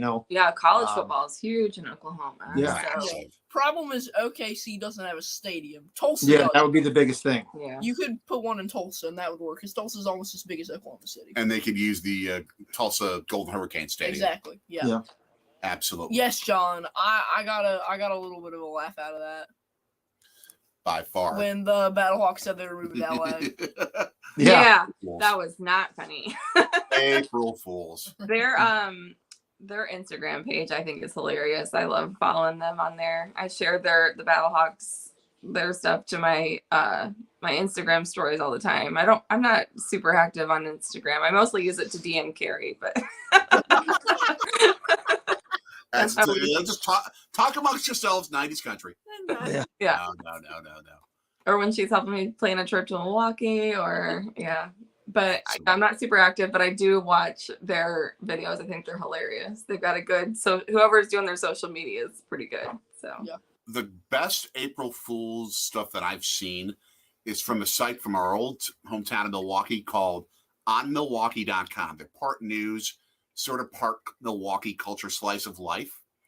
And Milwaukee's actually getting a USL soccer team, not MLS. We're hoping for USL, maybe down the road someday, getting MLS. As ELS talks about a whole bunch of different mentions that you had when it comes to XFL. Orlando's not an cities. NFL city, though, so I'm okay with them having that. But LA Sport Road Tripper! Hey! What's up, Great Tony? baseball travel channel. Our boy Tony, go subscribe to him. Check him out. How about those Twins getting the win over those Astros? Pat the Patriot, let's go Cards. Packers Productions in the house. What's up, man? Hey, Packers Productions. Single for the Cards with 2 outs. But this website called onmilwaukee.com does an April Fool's version every single year. They had one story talking about how Rodgers, in a trade to the Jets, was demanding to be mayor of Newark, New Jersey. Oh. But the best one was this USL team name, because they're holding a contest to figure out the name of the team. And they decided, and they announced that the team name was officially announced, and Kicky McFootballface. Oh. Just absolutely. With the perfect. colors, I think they're like purple good. and green And like neon orange. yeah. I think green and neon orange or something like that. Just ugly. That'd be Beautifully something. ugly. What those were like, but neon colors were big in the 90s. Yeah. In the 80s. Yeah. Especially the 80s as well. Be like a Especially- Seahawks fan. All right. Baseball road trip mentioning here at the Twins game today. Magical. 14 straight home openers, dude. And Edmund rakes it deep, but that's going to be Garrett Mitchell. That will end the top of the fifth inning. Still no score for St. Louis. Milwaukee up 2-0. Now, we've talked about going up to the top of the arch. We did it with you. You were sort of like, what in the world is going on here? We're going up this huge elevator. He was so little. You had like no idea what was going on. You were pretty tired, Okay. and you were like, what is this? And we look at the Illinois side, and then you toddle over to the St. Louis side. I boost you up. You see Busch Stadium and the view of Busch Stadium. You were so thrilled. You're like, I get to see baseball. Baseball. What was funny is, like, just to give you a little Anthony history for those who are watching. So when Anthony was about 3 years old, he learned to talk. He was a talker before he was a walker. And by the time he was 3, he knew like all the whole roster of the Brewers.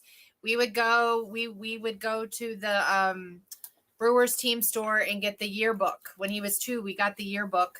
And somebody at church had this random set of baseball cards, a whole set that they gave him at church one day. And so between that and the yearbook, he learned the whole roster. And Jay would be working at night. So we would be home and the TV wouldn't even be on. And he'd say, Mommy, baseball? We watch baseball, Mommy? And I'd say, yeah, we can watch baseball. And he would sit there and he would completely analyze what he was seeing. And he would look at the jerseys and say, what is this? What is this on their shirt, Mommy? And that's how he learned his numbers. Yeah. Was the baseball cards and watching them. And so people would say, oh my gosh, he is so Jay Sorgi's kid. Yeah. Like he is. And I'm like, Just no. not your fault. And I'm like, no, you don't understand. This is all him. Like this was all him from the get-go. Oh. That's awesome. You're like, why do we have to hear this story again? No, I'm looking It at was that. all Anthony. Super smart kid. I could tell, like, I mean, literally, like, I think I watched, like, a vlog, like, one vlog. I'm like, that kid is super, super smart. I mean, just in general, and mature for his age. Like, No, thank you. Yeah. Now, good kid. I would love to take you up to the arch at night. Do they do nighttime arch? Do they? I honestly don't know. I've never been up at it at I've night never time. been I don't up know at if they do. I don't know what time they actually close the arch grounds. I don't know. That's a good question, but that would be really pretty at nighttime. Yeah, I mean, I Spectacular. don't know that they do, to be honest with you, but even like some of the views from the arch, or even like some of like the rooftop, like we've done that downtown St. Louis. There's a bar called Rooftop 360 at the top of one of the hotels there, right across from like Ballpark Village You and can Busch see into the Stadium. Yeah, I mean, we went there for like a date night one time for his birthday, and somebody's been up there at night. Okay, so maybe it is. Yep. Well, I've never done it. I bet that would be really pretty. Another idea. That's We'll have to fun. do it. Something we haven't done. Now Now, I'm gonna put it on my list. now we have to have the debate here as well about frozen custard. We have had both Cops and Ted Drews. I've had it, but I don't remember. Of course, we're 22 months Cops old. wins. Done. Now, I believe, Laura, when you were in Milwaukee, you had cops. Is that correct? No, I didn't. No, It was yeah. on my list, but it was one of the places that I did not get to go to. So I'm gonna have to try it. But here's a shocker for you. Let me tell you. My very first job, I was 16 years old. My very first job was at a frozen custard place, but it was not Ted Drew's. It's a place called Fritz's Frozen Custard. And that is actually my favorite. I like that even better than Ted Drew's. Rowdy. Wow. Controversial, I know. Being from clapping St. both Louis for and liking the something controversy better back than on. Ted Drew's. But I actually do like, so I don't know. I really wanted to try cops. I'm kind of sad that I didn't, but I'll have to go back another time for sure. It won't be my last trip to Wisconsin because I really do want to go to a Packers game someday. Absolutely. So Absolutely. And we can set you up with all the knowledge if you ever head up there. Green Bay has so much good stuff. Yeah. Now, what I will say is with Ted Drew's, to me, it is sort of a 5-star version of the Culver's experience in terms of frozen custard and concretes. I mean, it's very similar, but it's even more homegrown. I'm sure you've been to Culver's. What's up, Pay? Oh yeah. oh yeah. So you know what that is. Yeah. And by the way, great Philadelphia food YouTuber JL Jupiter. He's got hundreds of thousands of followers. Went to Culver's for the first time. Uh-huh. Did not have the fried cheese curds. Oh, those are so Of course. Good. Of course, I had to. So up in the bullpen now for the Cardinals is number 53, Andre Palante. He's got a 2.70 ERA in 3 games, 3.1 innings pitched, a strikeout, and a 120 whip. So 2-2 now to Contreras with 1 out. Flaherty nearing 100. Probably time to take him out. Yeah, this will be his last inning probably.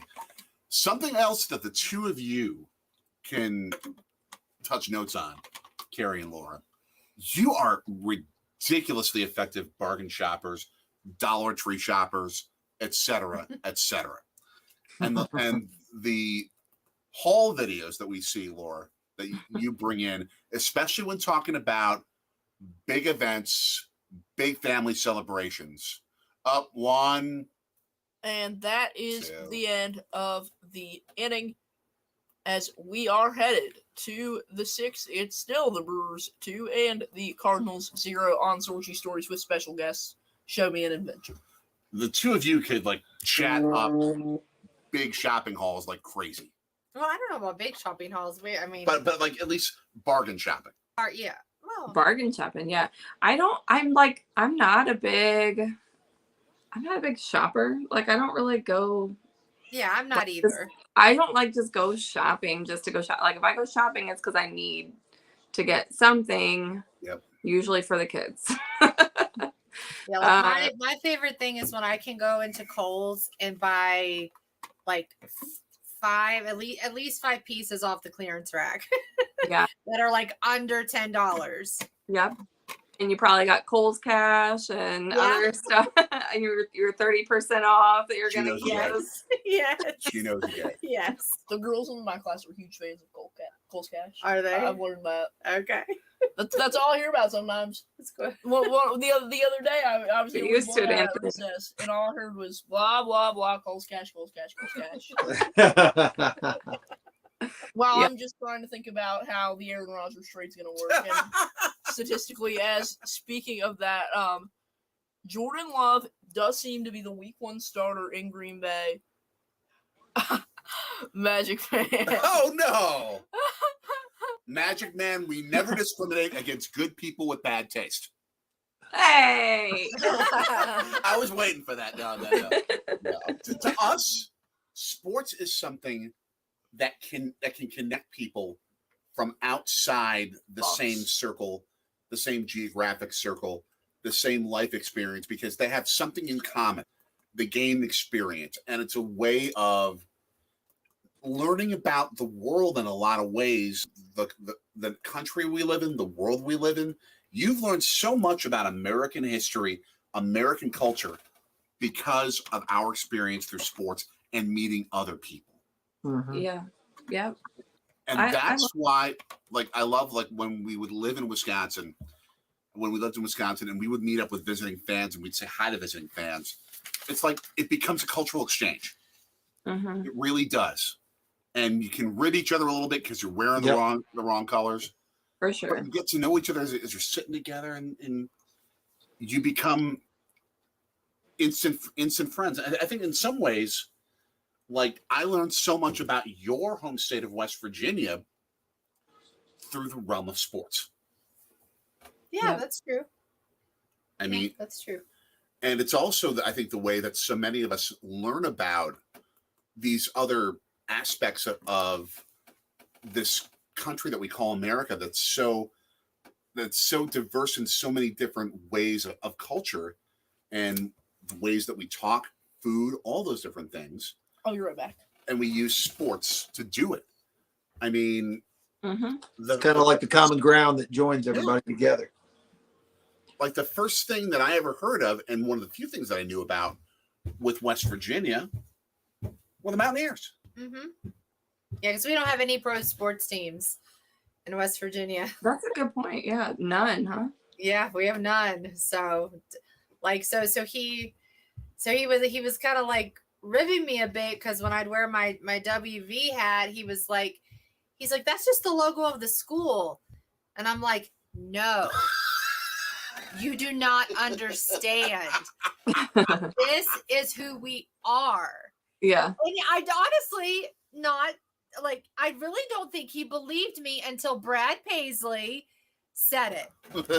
Till Brad Paisley said it when he was doing a concert at Mountaineer Field. Like, he did this interview, and he said, he's like, see this right here?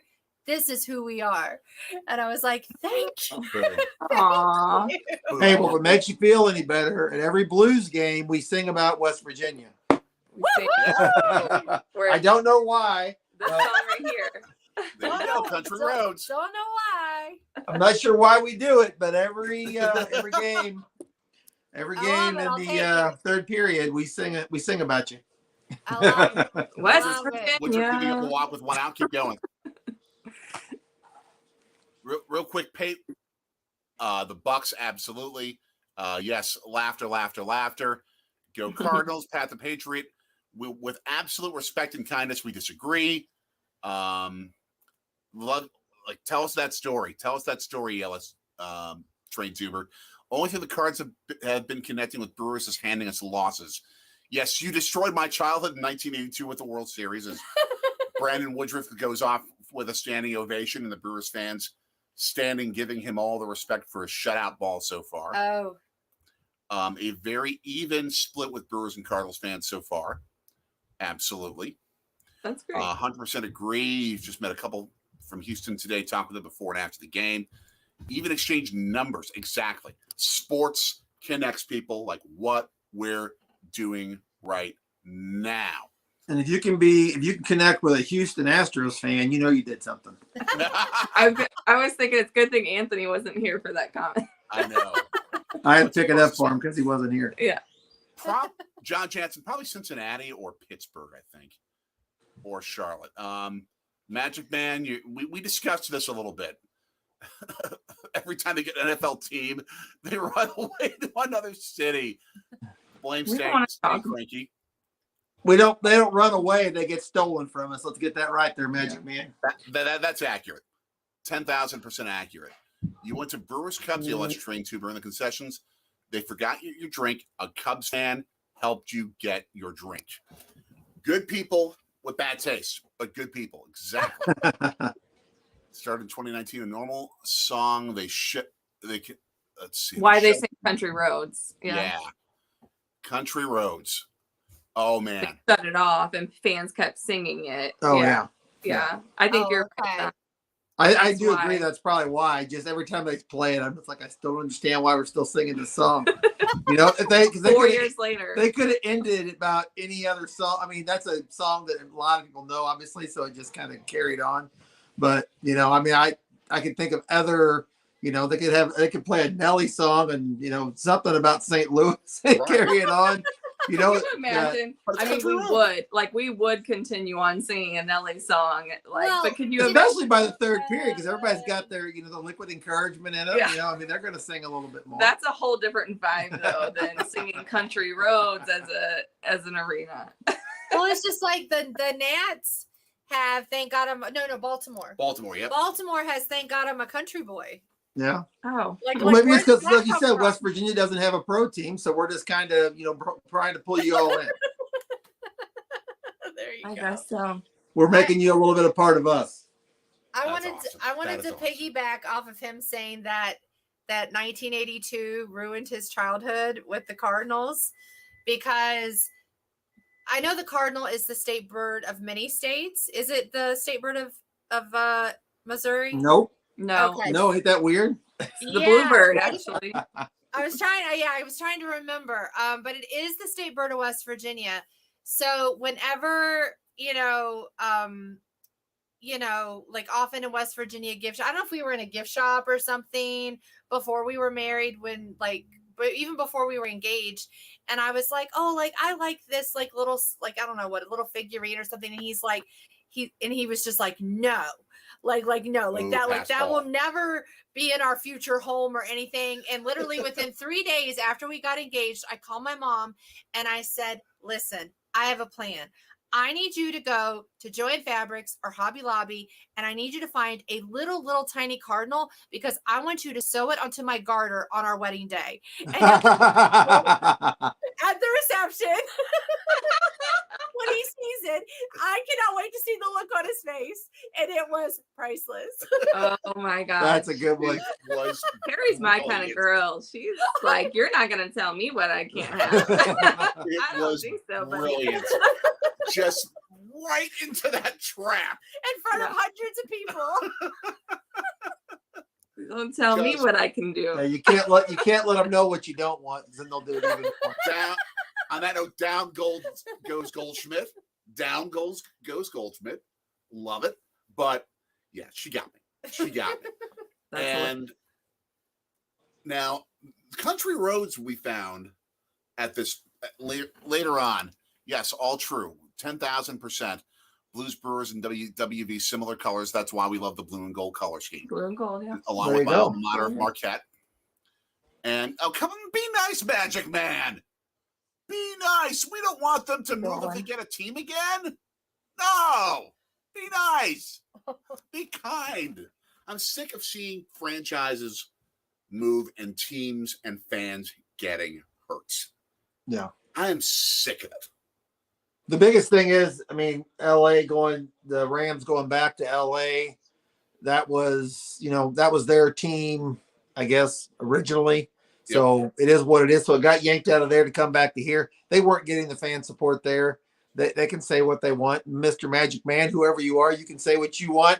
I'm assuming you haven't been to a St. Louis game. Once you go down to a Battlehawks game, check that attendance out if you want to keep disputing that there. But it wasn't a fan support issue. It was a money, dollars and cents issue. They wanted to make more money. They went to a city where it is. If they want to put a team in London, they're not going to have to bring them to St. Louis to get them there first. Nope. It's all about the money, and that's where they're going to go. They had an owner that was willing to put the money to build the stadium, plain and simple. That's why they're gone. It was nothing to do with St. Louis. So Yes. I'll just say that. If anybody doesn't know that, I feel sorry for your education. That's all I'm going to say on that. It's because sports has become a real estate game. Exactly. It's all about money. Yeah, because Stan Kroenke could not monetize games inside the dome in St. Louis and have a bunch of ancillary ways of making money all surrounding the stadium. Correct. He could in LA. Yeah. That's why the Cardinals have a fantastic ballpark village. Yeah. Mm-hmm. I mean, look And at that's a all lot of things he would have been competing with here. I mean, having something like that, because St. Louis is so Cardinal centric. I mean, yeah, we still have all our teams. We support all of our teams, but the Cardinals are still, just like in Green Bay. I mean, the Brewers are big, the Bucks are big, but it's all about Packers. I mean, they're the main team. I mean, they talk about the Packers no matter what time of year it is. Mm-hmm. First and third, 2 outs. Got a possible rally here, Cardinals fans. Nolan Arenado just dribbling one. down the line, and if he could have let that roll foul, he could have just let that roll foul. I'm glad he didn't. Thanks for grabbing that. Dude, come on. We need something to get us triggered here. We'll take it. Oh my gosh. Just I mean, it was right on the line. I don't know. Some of the chalk might have kept it from going that way. I don't know. Depends on how high they had it piled up there. I mean, exactly. NFL, all that stuff is not St. Louis's fault. Your original team, the Battlehawks. Amen. And happy Hodag. The reason that the Packers are stuck wonderfully in Green Bay for the rest of history is simply because it is a fan-owned team. Yeah. A nonprofit stock company. The kid over there who's going to be coming back in just a sec, it is a nonprofit stock company that the fans own. And that's why it's so beloved. Yeah. The Cardinals may be the closest thing to the Packers in baseball in terms of not the biggest city, but the biggest fan base. Yeah. It's huge. I think the only thing that rivals the Packers as far as the fan bases go based on city size, I mean, Pittsburgh's pretty huge too. Them two, I think, to me, as far as iconic football franchises, them are the two that come to mind for me as always Pittsburgh. I mean, obviously you got Dallas, but I disagree with them being America's team. That's just my personal opinion. But I think the Packers and I think Pittsburgh would be the two teams, if you look back from the beginning of time to now, that's the two teams that I think of. Oh, bases loaded. 2 out. Oh my gosh. 2 out rally coming right here. Oh man. That's how we've scored most of our runs this season has been with 2 outs. I'll just say that. No pitching. I mean, we've had pitching in this game. I'll tell you that. John Jansen. Yeah, the pitching has not been bad. I mean, Flaherty coming off what he was, his first start, he didn't give up. He didn't give up any runs. He had a no-hitter going there but he had 7 walks and 1 hit batter in that game. So nothing to get overly excited about. It seemed like his outing this time was a little bit better. Hopefully getting back to form like we need him to, get some more strikeouts. All right, Magic Man, you're nicer here. Leave Dallas alone. They're still partying like it's still 1995. Okay, that's now, good. as O'Neill comes to the plate in this most ridiculous of situations, I will bring the conversation back to country roads. Okay. Just like what you talk about with the St. Louis Blues. They were singing country roads at an NFL game with 80,000 fans at full throat in Munich. Yeah. Really? Yeah. Munich. I didn't hear about that. It's one of them catchy songs, I think, that just gets everybody going, It's just universal. I mean, I read a newspaper article out of my hometown some years ago that like traced the popularity of country roads to Jamaica, to Africa, just like all these countries and cities all over the world. It's just kind of amazing. I know that as a John Denver song. Was there anybody else that's ever done that, or is it that's just his song? It's his song. Yeah. My mom was a huge John Denver fan. I mean, I can remember from a young child, like those were the songs that she would, him and James Taylor, like those were the songs that she would sing me to sleep to. And I can so I love those songs. So that's why it's on our wall, because one, we really do live down the country roads to take us home. And 2, they sing it at all the Blues games, apparently. And 3, because of my mom and, her love of John Denver. So it's Country Roads and Sweet Caroline. That's the 2 big sweet. That's the other. That's the 2 big songs that everybody has to play, I think, at the stadium. It drops in, but it's going to be out. Dang it. We're so bad about leaving him on base. Come on, guys. You have Milwaukee Brewers syndrome. Yeah. That's what you have. That's what we did last year. That's what we had so many problems with last year and over the years in so many cases. I will never forget when we were sitting inside the offices where we held our wedding reception. Okay. And we were meeting with the hotel manager and planning our wedding reception. And we were with your mom. And the radio was in the background in the office. And all of a sudden, it turned to country roads. everything stopped. Everybody stopped. We listened to it as if it was a state anthem, which in some ways it I is. vaguely remember that.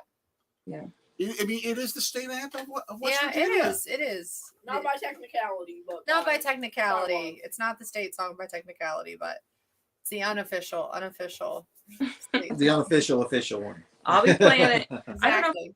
I don't know if I told you this, Carrie, that I'm going on a road trip with my mom this in June, so just a couple months. We're going. It's gonna be the last of the lower 48 states for her to visit. So we're driving we're driving this time. So we're going to Delaware and then through Baltimore. We're going to stop and see Edgar Allan Poe's Oh, home in nice. Baltimore and his gravesite. Obviously, English major, huge, Yes. Poe fan. And so is my mom. She loves Stephen King and all the horror genre. So You'll be 90 minutes from us. oh, really? Is it that Yeah. close? Okay, there you go. And then we're gonna drive to DC because she's also never been to DC. So Delaware and Maryland are the only two states, and Virginia. I don't think she's been to Virginia yet either. So those 3 states, and she's never been to DC. So it'll be a couple days in DC, and then we're going to Shenandoah National Park in Virginia, and then New River Gorge. Oh, Yes. nice. Yes. In West Virginia, because that's one of my goals is to visit all the national parks. Oh, sure. So we're trying to Yeah. kind of do her goal, a little bit of her goal, getting all the lower 48 states visited for her, and then adding a couple more national parks to my list. So Oh, very cool. I look forward to hearing Yeah. how you like it. Yeah. Yeah. If we can see you, that would be fantastic. If it doesn't work out, we understand, but we would love to see you. I need to look at our routes and then get with you guys about like our dates and stuff. I'll have to send Absolutely. I'll send you a message, Carrie, and we'll see Yeah. if Sounds good. they're close enough on the way where we can make something happen and see in person sometime. Yeah, that would be Yeah. awesome. Now we of course did a vlog doing the New River Gorge. Yes, Yeah. we did. Yeah. So everyone go check that out. Don't just do like the actual gorge that everyone typically does and take the drive down and then all the way back up as you do the bridge. Also, Hawk's Nest, Mhm. Okay. which we featured. Yeah. Just insane views. And what was the name of the waterfall that we went to? Cathedral Falls Cathedral. Yeah. is nearby. Just spectacular. Just Yeah. spectacular. But New River Gorge was just named as Garrett Mitchell strikes out to start the bottom of the 6th. It was just named a national park, I believe, Yeah, just a few years ago. Yeah. Mhm. Recent. Yeah. very recently. Very recently. So big time suggest that. We also did a review of a pizza place in Charleston that's also right by the gorge. Yeah, I think it's the original is in New River Gorge called Pies and Pints. I think I already have that on my list. Oh, awesome. Top Yeah. 5 pizza place that we've ever been to. I love Pies and Pints. Did you guys have a vlog you said of that place too? Yep. Just a short distance from the West Virginia State Capitol. Was the pizza place in that vlog then? Yeah, so we did. It wasn't the same one as by the gorge, but it's the same Same company. same Chain. company. Same chain. Oh, okay, gotcha. Yeah, the original is at New River Gorge, and then they opened a location in my hometown. Oh, okay, gotcha. Nice. Awesome. And they have plenty. They're in Alabama. They're in Pennsylvania. Oh, are they? They're all. I didn't know over. that. Yeah, they're all over the eastern. I part. think Pies and Pints is the same town, or this little town that that's in by New River Gorge is the same town that where our hotel is for that night. Okay, Also, nice. right by the bridge, Tudor's Biscuit World. Yes, biscuits as big as your head. For like breakfast type of thing. Yeah, it's just. I mean, you can get it for lunch. Anytime. Too. It's just like constant. It's just all biscuits. Yep. Awesome. Nice. Got some comments coming in. Baseball road tripper. Congrats to your mom for completing Oh, yeah. the lower 48. That's Yeah. massive. He also talked about James Taylor, Carole King, listening to mom's favorites, Billy Joel's The Stranger. Great trifecta. Oh, yep, that was not going to be a possible won. play for. I wouldn't call that an error. That's a hit because I don't think Arenado was going to be able to throw him out. And we have a request. Can Pujols and Molina come back? Yeah. You know, one of the games that we went to last year was a game where who were we playing that game where Pujols came on the mound and pitched. I'm like, you know what? Yeah, that was the game that I feel like I've seen it all now. Yeah. He And can then if you're retire. Green Bay, ELS Train Teamer says go sometime between February and June to a Green Bay Blizzard indoor football game. They are a definite blast. Now, since we discussed music, what are the great St. Louis musical artists that if our boy Baseball Road Tripper goes vinyl shopping in St. Louis that he needs to get? Oh, Chuck Berry.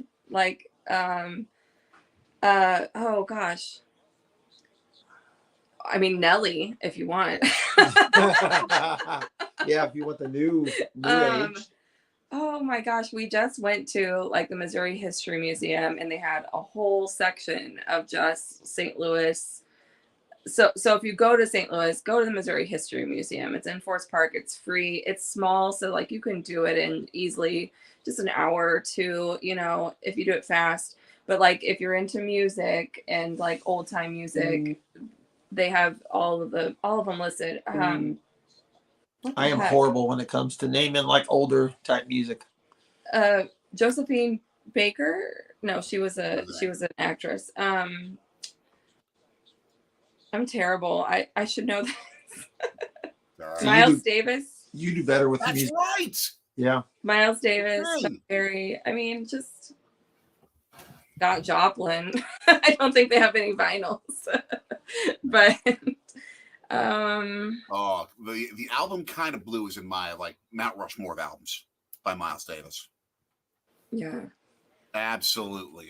Baseball Road Tripper 10,000% agrees with Miles. Yeah. And yes, Trip to Forest Park. You can spend days there. It's Nice huge. single. Isn't it bigger? I feel like I read something that it's bigger than Central Park in New York. Forest Park is. I feel like I believe read so. that. And a little trivia question. It also held an Olympic Games.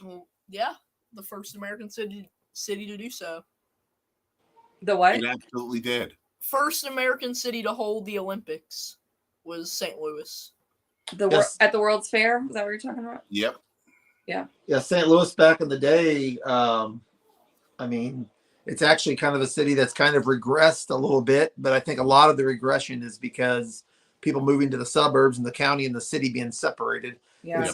It's bigger than people think just because of kind of how the county and the city separate themselves from each other.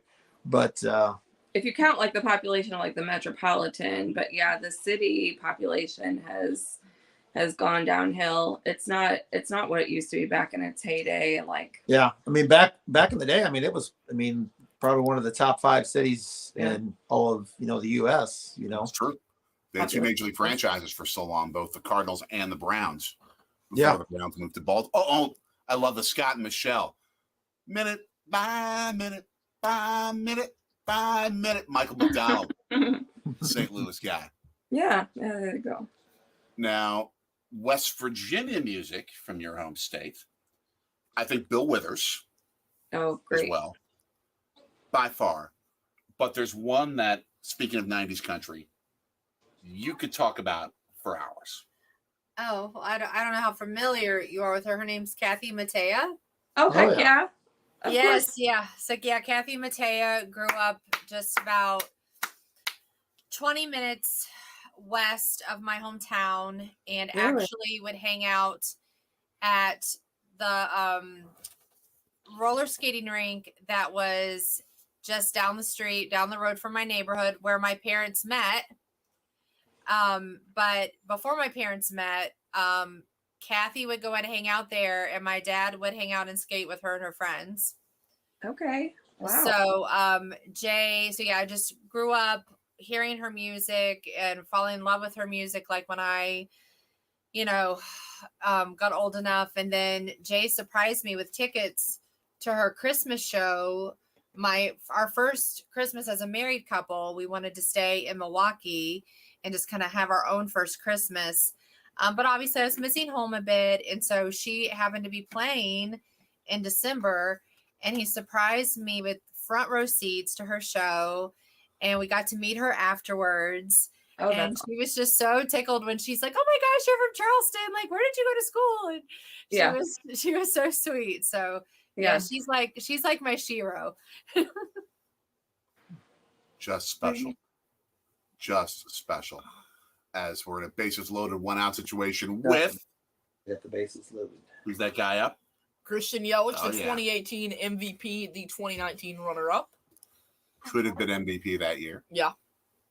Yeah, we'll get to Baseball Road Trippers question coming up in just a second with this maniacally important moment of the game. 1-1 out.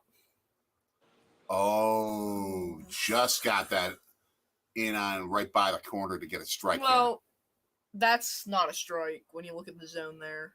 Well, the third pitch was. Oh, sorry, I was looking at the first one. Yeah. Yeah, third pitch, that's in the zone.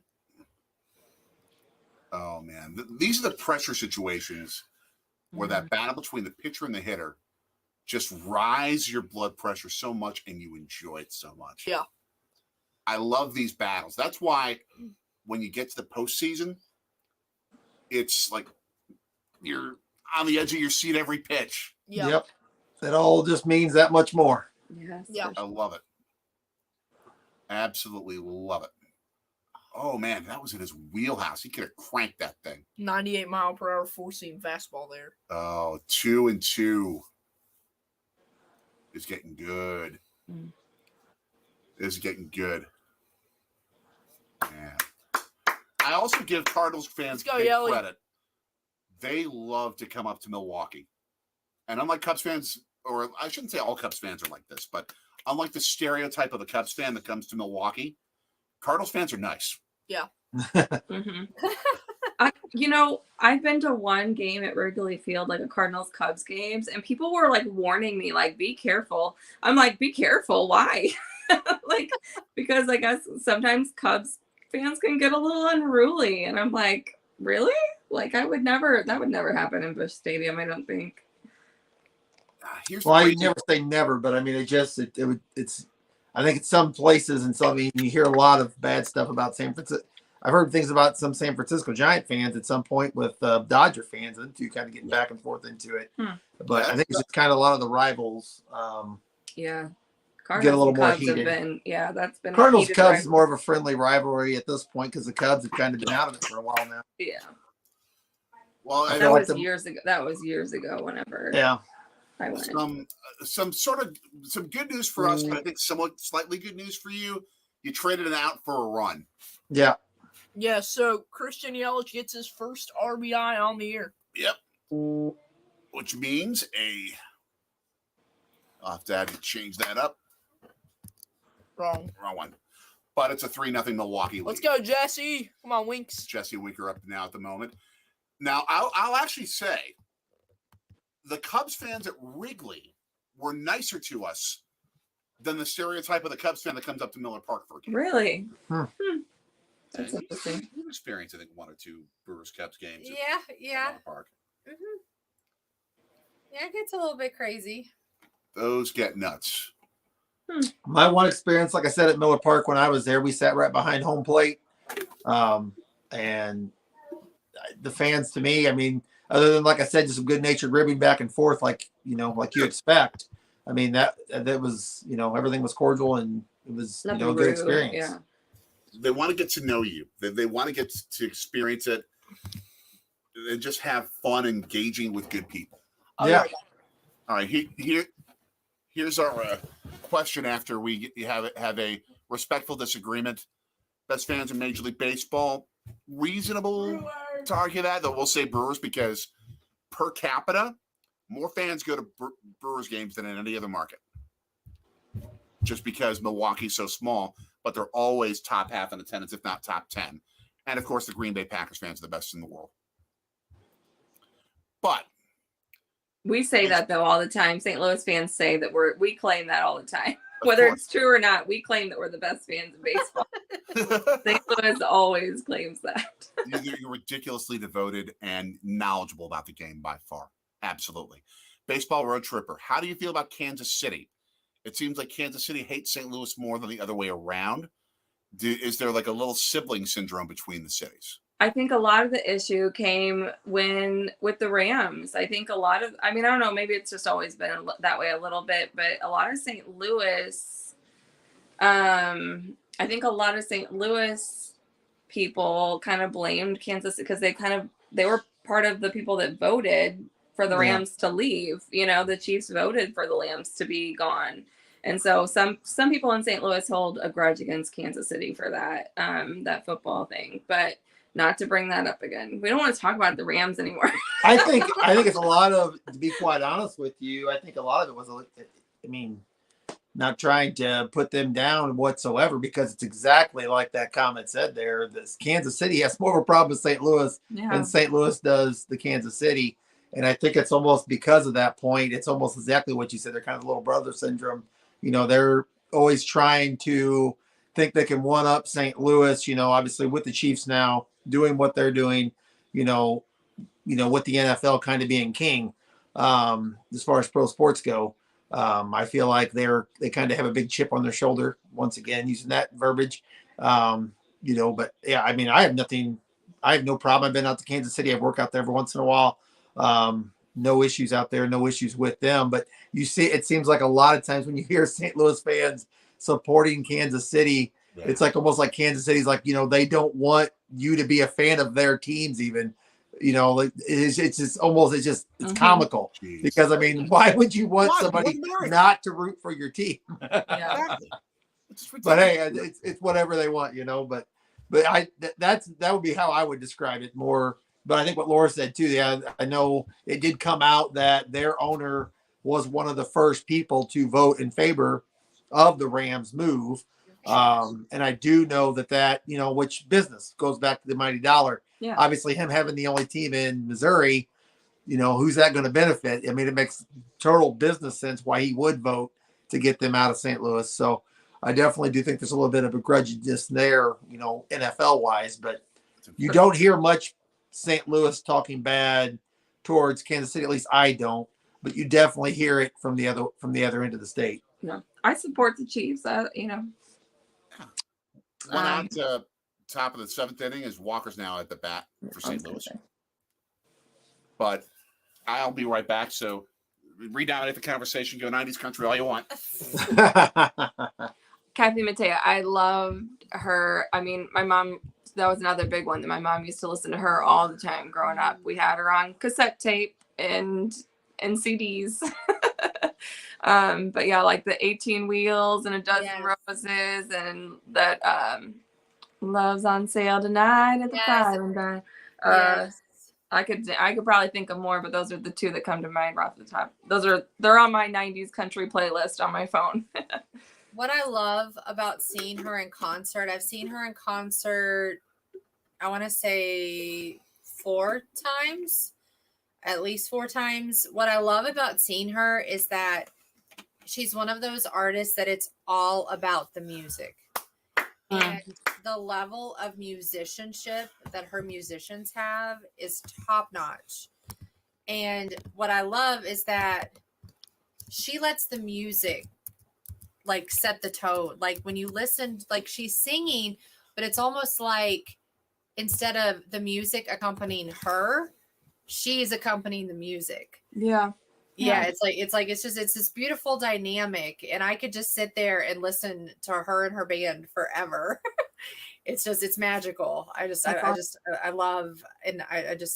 love seeing her, and to have a little bit of that like personal connection, you know, that's pretty cool. It's special. My birth town was Springfield, Missouri. And so I always said growing up, like Brad Pitt was my favorite actor because he's from Springfield, Missouri. I mean, he's all right. I did not know that. I'm older, but like when I was younger, I was like, Brad Pitt, because he's from the same town as me. Like that. I don't know. You just kind of get that like personal connection when you know the person, you know, even if they're a celebrity now, like they were from the same place you were from, you know, they lived in the same place you've lived. So. Right. Well, that's how we feel about Brad Paisley is especially. Yeah. And it was really cool because last summer, he came here to Philadelphia and played. And so I got tickets for my mom for her birthday. And the three of us went. And so, it was just like this 3-generation, kind of thing where, we all know the songs. We're all singing along. It was really cool. Yeah, so Varland, after 12 pitches, 2 outs, a man on, it seems like Council is going to take the ball from him, and the Brewers are going to have Hobie Milner in for Gus Varland here in the top of the 7th with 2 outs. Go ahead. Oh, yes. Happy Hodag. 455 Rocket is the best. That is the song. Whenever I learned to play that song on guitar, I'm definitely going to make my husband blush. There's a couple lines. It has a line in it that is kind of funny. It's awesome. It's awesome. Great. Yeah, I mean, you two could I can imagine you bring your music collection, you've got your 90s country music collection. You could sit in the same room for days and enjoy it. Yeah, well, like James Taylor, I grew up I've just always gravitated towards music. Like I say, music is my first love. No offense. Music's my probably number 2, number 3. Yeah, music was seriously my first love. And so by the time I was, like 12 years old, my parents already had a record player and had their records, but my uncle, I guess he was buying a new record player. And so my dad set up an entire stereo system in my room with a record player. And so I would, my parents could trust me with their vinyls. So I would listen to James Taylor and Dolly Parton, Elvis, the Beach Boys, Carole King. I was listening to all of this stuff at 12 years old. And so, and like with the Judds, I remember, my mom got their greatest hits album, their first greatest hits album when I was like 8 years old. And she would be cooking in the kitchen or baking, and she just had that album on repeat. Mm-hmm. So all of those like Judds hits, like it is like in my blood. It is like they're like in my veins to where like I cannot wait to start learning to play them on guitar. That's awesome. Yeah, I love the Judds. I mean, they are probably my favorite. They were huge in the 80s. I mean, they were they were on fire. They were so good. They were. We seriously should do like a Judds Day when next time we all go back to West Virginia. Like take a side trip. Yeah, because they grew up they grew up. They were from literally like 45 minutes from where I think maybe it's more than 45 minutes. Maybe it's more like 90 minutes, maybe, but not far from where I grew up. Really? Yeah, very close. I didn't know that either. Yeah, they were from, I think, Ashland. Yeah. Ashland, Kentucky. Yeah. I mean, it makes sense. Country music and those Appalachian mountain areas. Yes. Yeah. While I'm Mr. Big City, Miles Davis to 80s pop rock to like soul music, jazz. I mean, like sort of urban folk music, all these other different genres. And I marry Miss Country. Yeah. That's the awesome thing. Tony Voda saying ton of great actors from Missouri and St. Louis. For sure. John Hamm, Ellie Kemper, and Paul Rudd from Kansas City. Yep. And John Goodman. Yeah. Boom. Best 2 teams in the division. I don't know. I mean, you have the Brewers, you have the Cubs, you have the Cardinals. I said they were all going to have a winning record. I'll be right back. Yeah. I had them all over 80 wins with a winning record, but I had the Brewers being the only ones in the playoffs. Good luck with that. Of course you do. I mean, the NL is so stacked. We can revisit that at the end of the season if you'd like. Yeah, the Cardinals and Cubs are both great teams. Really, I mean, they've built their teams well, but I feel like the Brewers so far we've seen it. They're playing great baseball. We're now 3-0 as we go to the middle of the 7th inning, and we all know what that means. Dun, Da, da, da, da, da, da, da, da. We expect you to sing along. Take me out to the ball game. Take me me out out to to the the crowd. crowd. Buy me Buy me some some peanuts peanuts and and cracker cracker jack. jack. I I don't don't care if care if I we ever ever get get back, back, boys. boys. Root Root for for the the Cardinals. Cardinals. Hey, no, it's a shame. For For it's it's 1, 2, 2, 3 strikes, strikes, you're you're out out. at The the old ball ball game. And do you have game. a post take me out to the ball game tradition in St. Louis? Remind me. Do what? Say that Do you again. have a post take me out to the ball game tradition that they do after everyone sings that? Not that I can really think of. No, not that I can really think of. No, we don't. So, What do you guys do? let's What go the ahead. Brewers do? We're gonna do ours. You can join in because you're a beer loving city as well. Dub, dub, dub, dub, dub, dub, dub, dub. Roll out the barrel. We'll have a barrel. Roll out the barrel. We got the Blues on the run. Zing, boom, terrell. Bring out a song of good cheer. Exactly. Now it's time to roll out the barrel for the gang's all here. That was good. Timing with the TV. We don't do that. No. Mm-mm.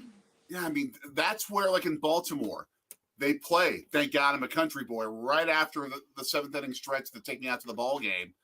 They play Thank God I'm a Country Boy by John Denver. 7 singles. Well, wait, is that when they have the Clydesdales go on That's the right. screen? That was when we saw the Clydesdales. That's I think that is the inning that, like, if they're, they're not always like there physically, but like I think that is the inning maybe, When or they is that play not? it. Is it not? I don't know. It Now could in be. the game for St. Louis's Jordan Hicks. On the season, he has a 13.50 ERA in 3 games, 3.1 innings pitched, 3 strikeouts, a 3.30 whip. He'll bring the heat. You're just not sure where it's going. Exactly. Yeah. Ridiculous speed, but just not the accuracy. He could learn to command his pitches a little bit better. Even if he dropped a few miles an hour, he'd be so much better off. Now, living in St. Louis, I should ask you this and get your perspective on this. Do either of you remember, and yeah, I know in Springfield, you probably had a chance to hear him too. What was it like growing up listening to Jack Buck on the radio? Oh. Yeah, Sodak. I mean, I remember listening to him. To me, even like now when you hear the old games compared to the new ones, I mean, like the newer broadcasters, some of them still have it. Some of there's still good ones out there. Don't get me wrong. Get that you going. like to listen to. Boom! Woohoo! Willie Adames! No. We'll interrupt your thoughts with a home run. Brewer bomb! Adames with his first homer of the season, his 4th RBI, the solo shot, 402 feet, just over the Cardinals bullpen. And right near the vehicle that I think it's a Toyota, that if it hits the Toyota, a fan wins it. Yes. And they put a cheese head on him in celebration. Yep. How does that work? They draw a fan for the for the truck each inning, or how does that work? So essentially what they do is if a player hits it, someone goes home with it. So if you hit a homer and you hit the car, a fan will be randomly selected to get the car. Oh, I'll be damned. Exactly. John Jansen. Let's go, Rowdy. Sorry, not sorry, John. Rowdy. Okay, but Rowdy. as you were saying about Zach Buck before you were so rudely interrupted. What I was saying is like the old time announcers, just the way they made you feel like you were at the game. I mean, just the way they called the game. There's not too many of them that you could listen to on the radio, and make you see the game, without being there, and just kind of like paint that picture in your mind. And I mean, the way he eloquently explained the game, just like his whole demeanor, the way he was, his voice is just iconic. I mean, you can't beat it. What we got here? Agreed. I watched a documentary on him, and I feel like just like Bob Uecker is with Milwaukee in a different way because he's more of a humorist. Yeah. versus the, I don't want to say dryness of Jack Buck, but he was just so much that balance between Vin Scully as a wordsmith and Harry Carey as being just a passionate fan. He was right smack dab in the middle, but just so much how he embodied St. Louis and was just the ultimate fan, like the ultimate fan favorite in St. Louis. He meant more to the Cardinals, perhaps more than any of the players did. Yeah, I agree 100%. I mean, his name carries as much weight as like Stan the Man. I mean, and that's the only one you would put up there with him, in my opinion. When you talk about the Cardinals, I mean, that's probably one of the first. You say Cardinals, what's the first thing come to your mind? I think it depends on when you were born, but like those two names, I mean, are just iconic with the franchise. Mm-hmm. Yeah. Exactly. So is it go Cubs go or no Cubs no? Oh, it's by far no Cubs. It's no Cubs no, right? Like Yeah, that's all it can be. I think that's the better song. The only thing they're going to is going home. I mean, like between the two songs, I like the No Cubs No a little bit more. I don't like a song that's a reaction to the other team's fan song just to troll him. Although I guess I'll ask the question, though I'm not a fan of actually really doing it. Do you see a lot of fans in St. Louis when the Cubs come down, fly the L flag? I see it every once in a while. Like, I mean, you'll see it even just driving around St. Louis, like when they get their losses, that they'll fly that. And you'll see, there's Cubs fans in St. Louis. You'll see the W flying here and there. I've seen it before, like where the Cubs fans on one side of the road and they'll be flying the W. And then I don't know if it's a Cardinals fan or what it is across the street, flying something else, or they'll make sure they put the L up when they lose, that kind of thing. But you definitely see it. Man. And yes, ELS, get up, get out of here, get Down on for Willie Adames. Adames, his first on the air. Although that's not Bobby Krasinski, though.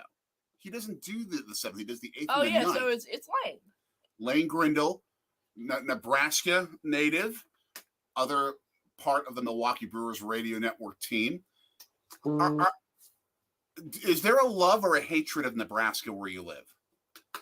I mean, depends on what you're referring to. I mean, back when Missouri, if you're a Mizzou fan, Mizzou and Nebraska had a pretty big rivalry when they were playing in the same same division, same conference. Back when they were both in the Big 8 and the Big 12 back in the days. But I think that's kind of died off since they don't play each other anymore.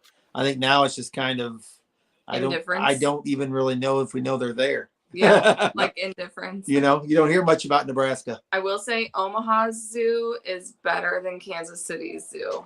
And even somebody from Kansas City will tell you that that's not shade on Kansas City. Jeez. Omaha, I didn't know that they had a top really renowned nice zoo. Yeah. I mean, I don't know if it's top rated, but just compared to the two, they're not too far apart, like two, fairly big cities, pretty close together. I've got family that lives in Omaha, my cousins. So, but I haven't really spent a lot of time there. I don't know what there is in Nebraska. Corn, lots of corn. Yeah. True. Omaha's got the College World Series. Okay. Yeah. I mean, they draw a lot of people to that town with that event, and it's hopping then. Yeah. Yeah. It's hopping then. And the smoke in Miller Park. Man, it's the smoke that's coming from the fact that they've got the roof closed and the explosions for part of the home run celebration. Yeah. Oh, they have a roof? Oh, Yeah, it's retractable. Oh. Yeah, retractable roof. It's one of the requirements when you live in a climate where on an April evening like tonight, it could get down to 20 degrees. Yeah. Well, shoot, sometimes it does here in Missouri. Yeah, it was 32 a few days ago when we woke up. But yeah, further north you go, especially when you get close up there to the lakes, you never know when that wind's going to shift, and you're going to be waking up with a little bit of frost in your windshield, I'm sure. Whereas living in Philadelphia, we have had it insanely good. 70 during the World Series. Like pretty mild weather there. Mm-hmm. Yeah. We had no snow this winter. None. No, we did. I mean, we had a couple days of dustings, but no measurable snow. We didn't have much this We year didn't have either. much to speak of either here, even in the Midwest. Around Missouri, we didn't have it. We had a few storms, but nothing, Dang it. nothing major by any means. A big patch of Cardinals fans sitting in the front section, What's up, Andrew? right by where Brian Anderson is hitting, all participating in the wave. Your feelings on the wave as, oh man, Mitchell got the steal, nice. Stolen third, wow. Beautiful, Come Garrett. on. That was after a wild pitch as well, after pass ball. But what was I going to ask? I just lost my. You were talking about the wave. How do you feel about the wave? Yes, your feelings on the wave. Oh, yeah. You gotta I do think it. it depends on the time of the game, I think, Yeah. and kind of what's going on. There's times when I feel like it takes away from it, and then there's That's a times when I walk. feel like it's good. So I got mixed emotions on it. I get sort of sick of the wave. Just Yeah. I- Yeah, I'm kind of I over feel it. like Yeah. it depends on I feel like in a blowout, it's okay. yeah. I was gonna say I feel like when your team is pitching, you shouldn't do it, but when your team's batting, it's okay. Now, I will say the group that does the wave better than anybody Yes. are Wisconsin Badgers football fans at a game at Camp Randall Stadium. Yeah. Because first they do the regular speed wave, then they do the slow-mo. Then they do the really fast wave, and then they do it in reverse. And they have two waves going in different directions at one time. That's pretty good there. They've They made have it down to a science. it is a science. That's impressive. And now that I'd be okay with because that'd be kind of like entertaining. But once again, that could take away from the game depending on what part of the game you're in. I You feel like just- if there's a lot going on, like it's a high pressure stake situation, Yeah. yeah, you're not doing the wave then. But I just remember like growing up as a kid, like that was such a fun part of the game, going to the game in person is getting to do all those types of things. Good news for you Cardinals fans. You Maybe just that'll didn't get win us, it. get us a rally Bad news, started we there. just scored a run on you. Oh, we did. It's 5. No, it's 4. It's 4. Ah, okay. Because I thought it was 3 previously, but and they scored a run before the out was made. No, it's I been, thought it was. No, it's been it's 4. been Oh, it's been 4. Okay, then I was wrong. My Okay, I'll be apologies. right back. My apologies. Daddy needs more coffee. I do need more coffee. That's why I got it right here. Yeah. Here's to splash my face with water. I'm on like 4 hours of sleep today, so I really appreciate it. Wait a minute. The rally squirrel. Oh, The rally squirrel. I love the. I have rally a shirt squirrel. that says "Free the Squirrel." yeah. I had a rally squirrel shirt. I don't wear it anymore. I don't think it fits me anymore. But I was skinnier back when the rally squirrel days. But Yep.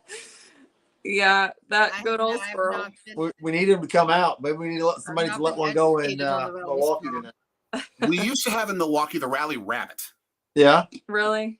That and it was like a rally rabbit that would do live drumming in the stadium. But it all began with a rally monkey in Anaheim Yeah. in like the early 2000s, I believe.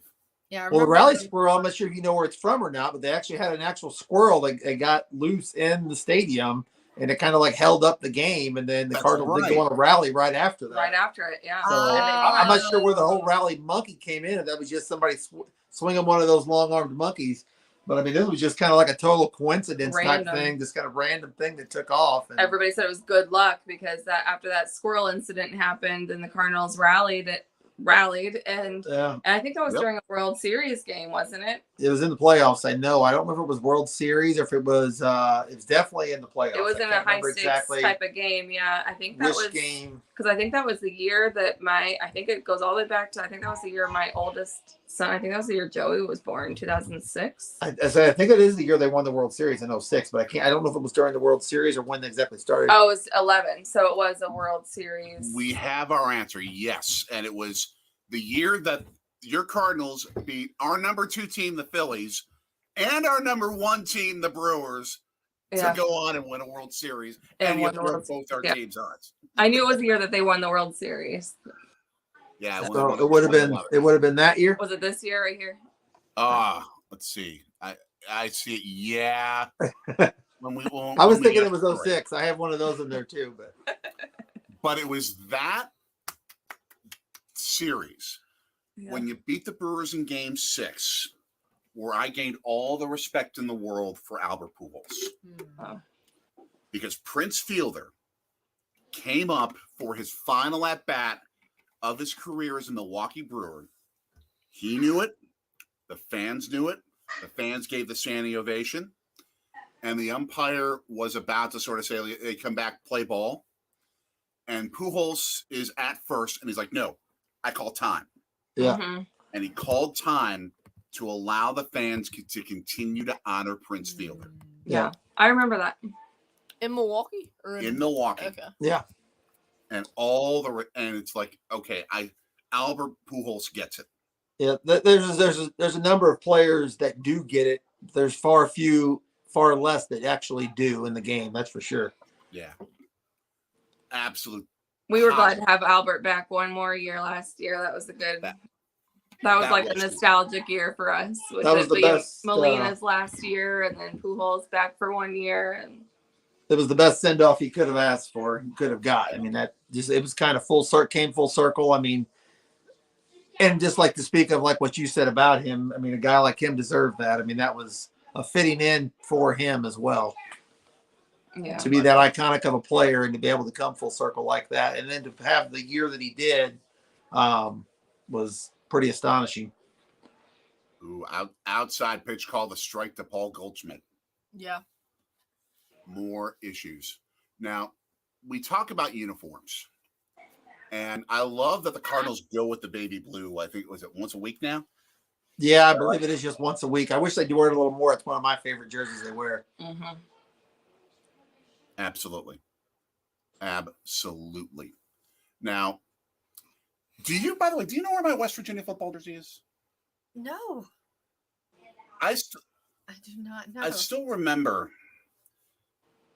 the day you commandeered it. We'll tell the story again. Okay. They commandeered my West Virginia jersey when they played in the 2008, was it the Sugar Bowl or the Fiesta Bowl? Fiesta. I don't know. 2008 Fiesta Bowl. That was the Bill Stewart game, right? Yep. A few months after we first got married, I had to get up at 3:30 in the morning the next day for work. It was New Year's night. It was a night game. It was like 7 o'clock, 7:30 Central Time. That was kickoff of when West Virginia played Oklahoma in the Fiesta Bowl. You stayed up. I couldn't sleep. She kept me awake. I did. Yeah.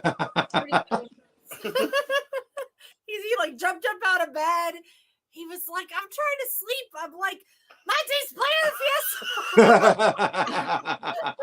I totally get why being a sports fan, but it's like, could you please just keep it down? Like, no. There'll be times when I'll be watching the game and this one's falling asleep, and then something will happen and I'll start screaming or get pretty excited. She doesn't like that to be woke up either. Sometimes she won't even wake up. She's a pretty sound sleeper, luckily for her. Yeah, I don't usually wake up very easily. A lot of times when we watch sports at home, I kind of like half watch and just pay attention when something exciting happens. I'm usually I like to read, so like I always have a book pretty much within reach if I'm at home. Nice.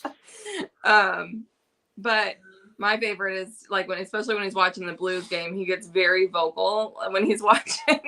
So I like to just kind of like mock him, basically mocking him. So like he'll be like, "Oh gosh, darn it," and I'll be like, "Oh man, guys, come on!" And I'm like not even paying attention to what's happening, but I'm just like in support, you know. Most of the time, it's mocking me, trying to get a reaction. Nice. I want to give you credit, by the way, for taking all of our storytelling and going off on tangents and talking about other things besides the game, as you're so dialed in.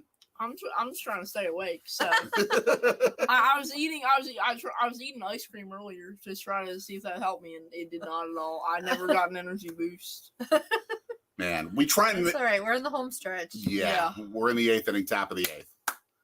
As the Contreras You need some coffee, Anthony. Right here, iced coffee. For but we got the Contreras brothers there. What I know we talked about they're probably arguing over the dishes. I wonder if they have a side bet for this game. Like who'll do better? What should be the side bet? Loser has to mow the lawn in the off season. All off season. I mean, based on their head-to-head matchups. Are they Venezuelan? Well, I'm sure they're probably going out to dinner at some point, so maybe one of them has to pick up the tab too. Maybe who has to buy arepas when they all go back home to Venezuela? I believe that's part of the Venezuelan cuisine. I think. Yeah. Venezuela. And we got to get to that Venezuelan restaurant here in Philadelphia. Oh yeah. We were hoping to. Towering fly ball that might hit the roof, but caught to end the top of the 8th inning. Let me get your feelings since we talk about the roof. What is your feeling about having a roof on a stadium? Because obviously Busch Stadium, and it's been tradition in St. Louis, always outdoors. Yeah. I'm kind of like what you were saying earlier. I feel like in certain climates, it's a necessity. I mean, because certain areas, if you didn't have a roof, kind of like down in Florida, where if much rain as they get this random shower here or there, I feel like to be able to play the games and to keep any kind of normalcy, you almost have to have it. So I feel like it just depends on the climate, but going back to, MLB and like NFL, I mean, look at the cold weather games up there, like in Lambeau and stuff like that. I mean, could you imagine, like they were talking about Chicago, like the Bears possibly getting a roof, and everybody was kind of like, that's kind of like a big thing. I mean, that to me, like certain areas, I feel like it, you want it in certain areas, you don't. And I think it's this kind of, you got to kind of read the room type of thing.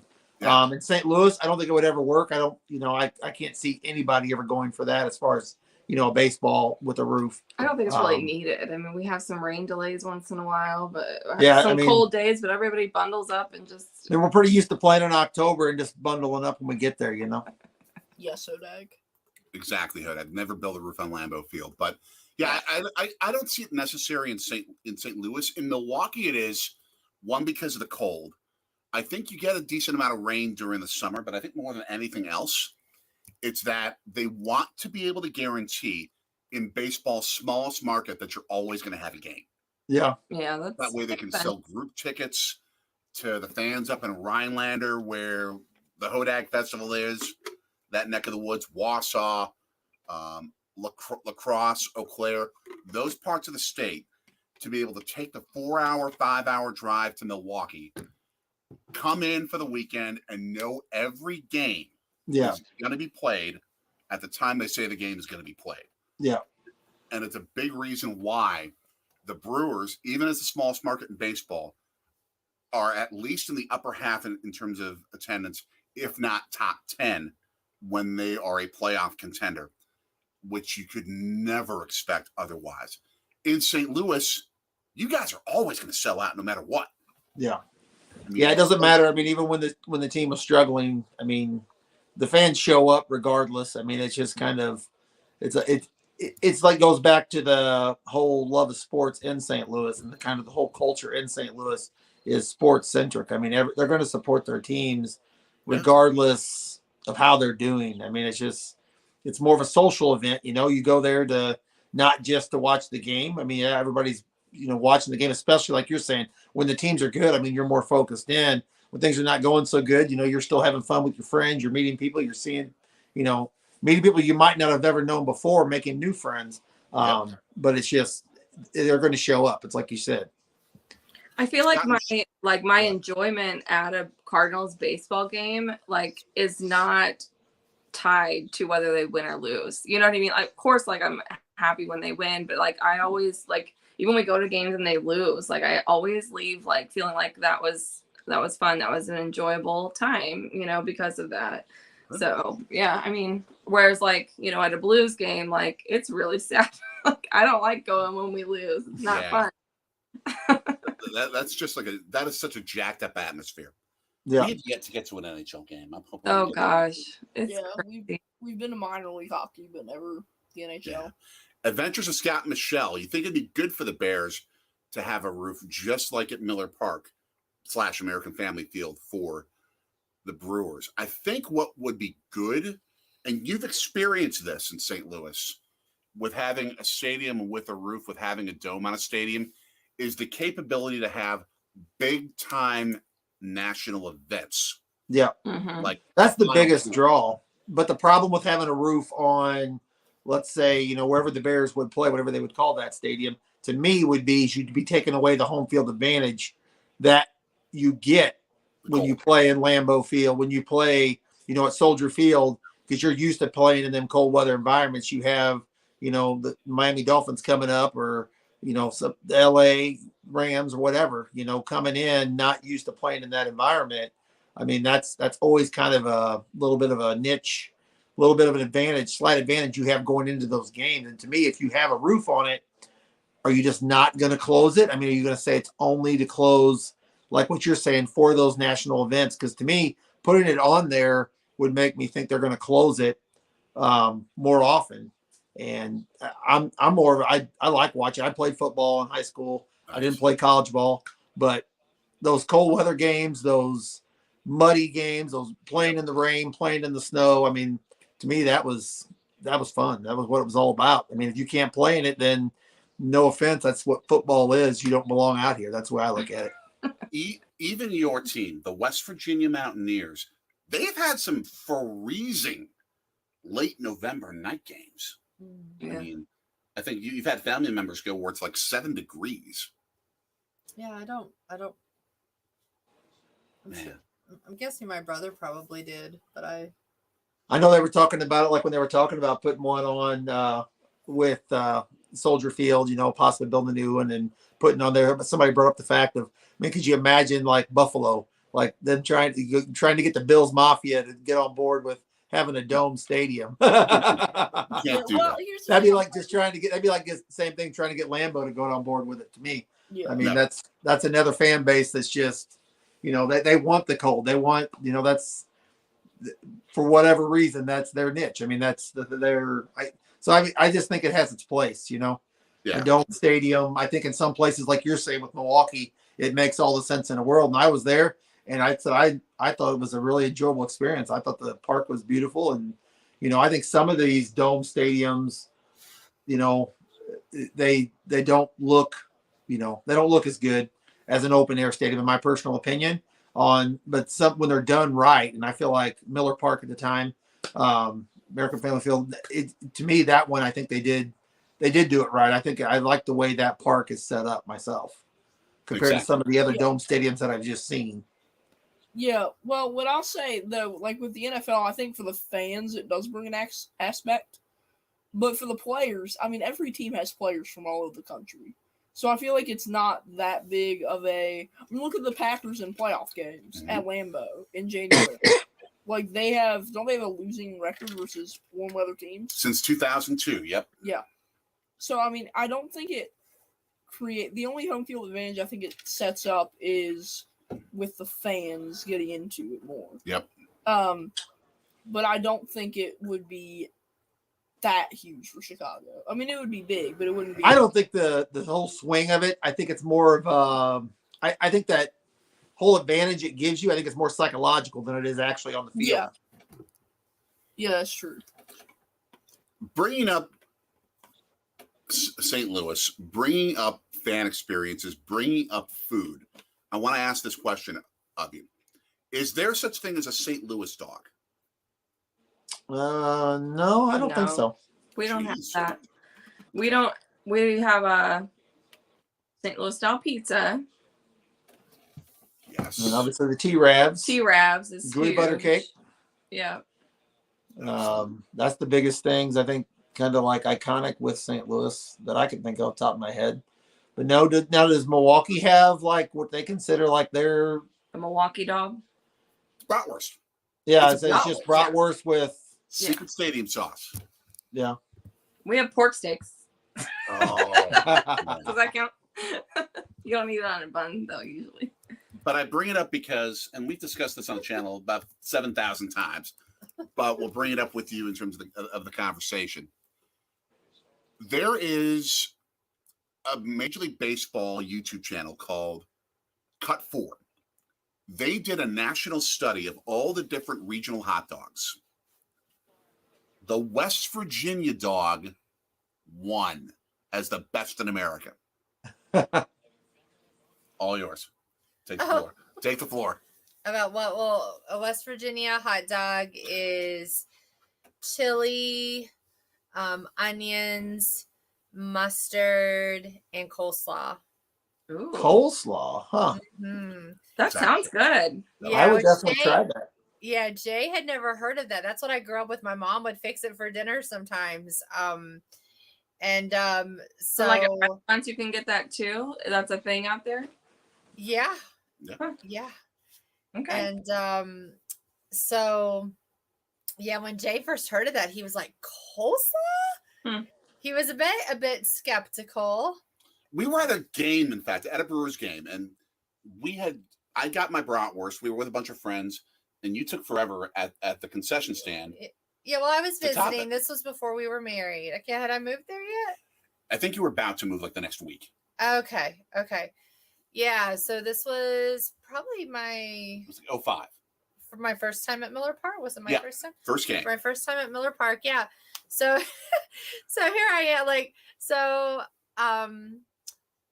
so I go up to the concession stand, get a hot dog, and then I go over to the little cart and I see relish, I see onions, I see sauerkraut, ketchup and mustard.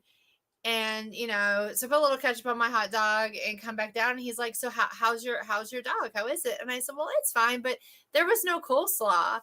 The entire row The was like, entire row of people, literally domino effect, turned their heads and Coleslaw. looked at me in astonishment. And that was my, I'm not in Kansas anymore. Yeah. That's morning hilarious. track power, that The NCAA thing. whole world does not put coleslaw on their hot dogs. That's funny. Man. We've had a coleslaw like on barbecue. Yeah. Yeah. Never had it on a hot dog before, but I would try it with chili and onion. That sounds good. There's a local guy here. It's not a stadium thing, but there's a guy here just in our little town of Union. He's called the Hot Dog Man. He had this hot dog cart. He would do it on the side of the road right in front of this local owned like mom and pop gas station that's been around Nice. forever. And now they quit doing like the convenience store side of it. They just do like they do tires and like auto repair type stuff in there. But like the whole front end of the store now is just his like storefront, and he does it out of there. And he has like so many different variations. Like he has like some with like peanut butter and jelly, and like he'll get like a torch and he'll like whatever I can't remember what do they call that when they do that with like the torch? I can't remember the actual name for that, but I can't. It's escaping me right now. Oh, Yost with the fighting words. I'll let you describe this while I get the feedback. St. Louis barbecue is trash. A Kansas City native. Oh, okay. See, here's the Kansas Here City. we go. It's all right, little brother. We'll see you.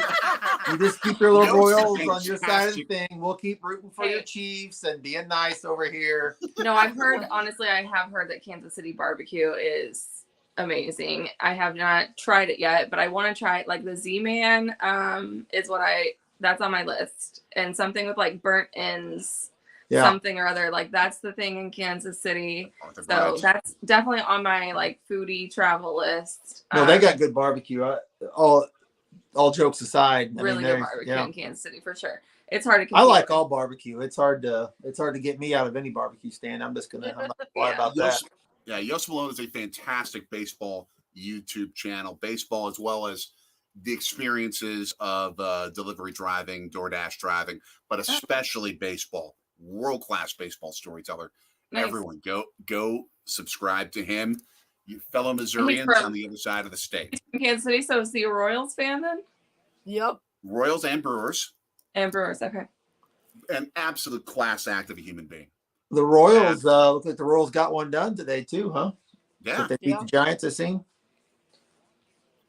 More fighting words from Yost. Uh-oh. See, here they go again. Yeah, that's what I said. We'll keep rooting for your NFL team. You just keep them over there. It's okay. Man.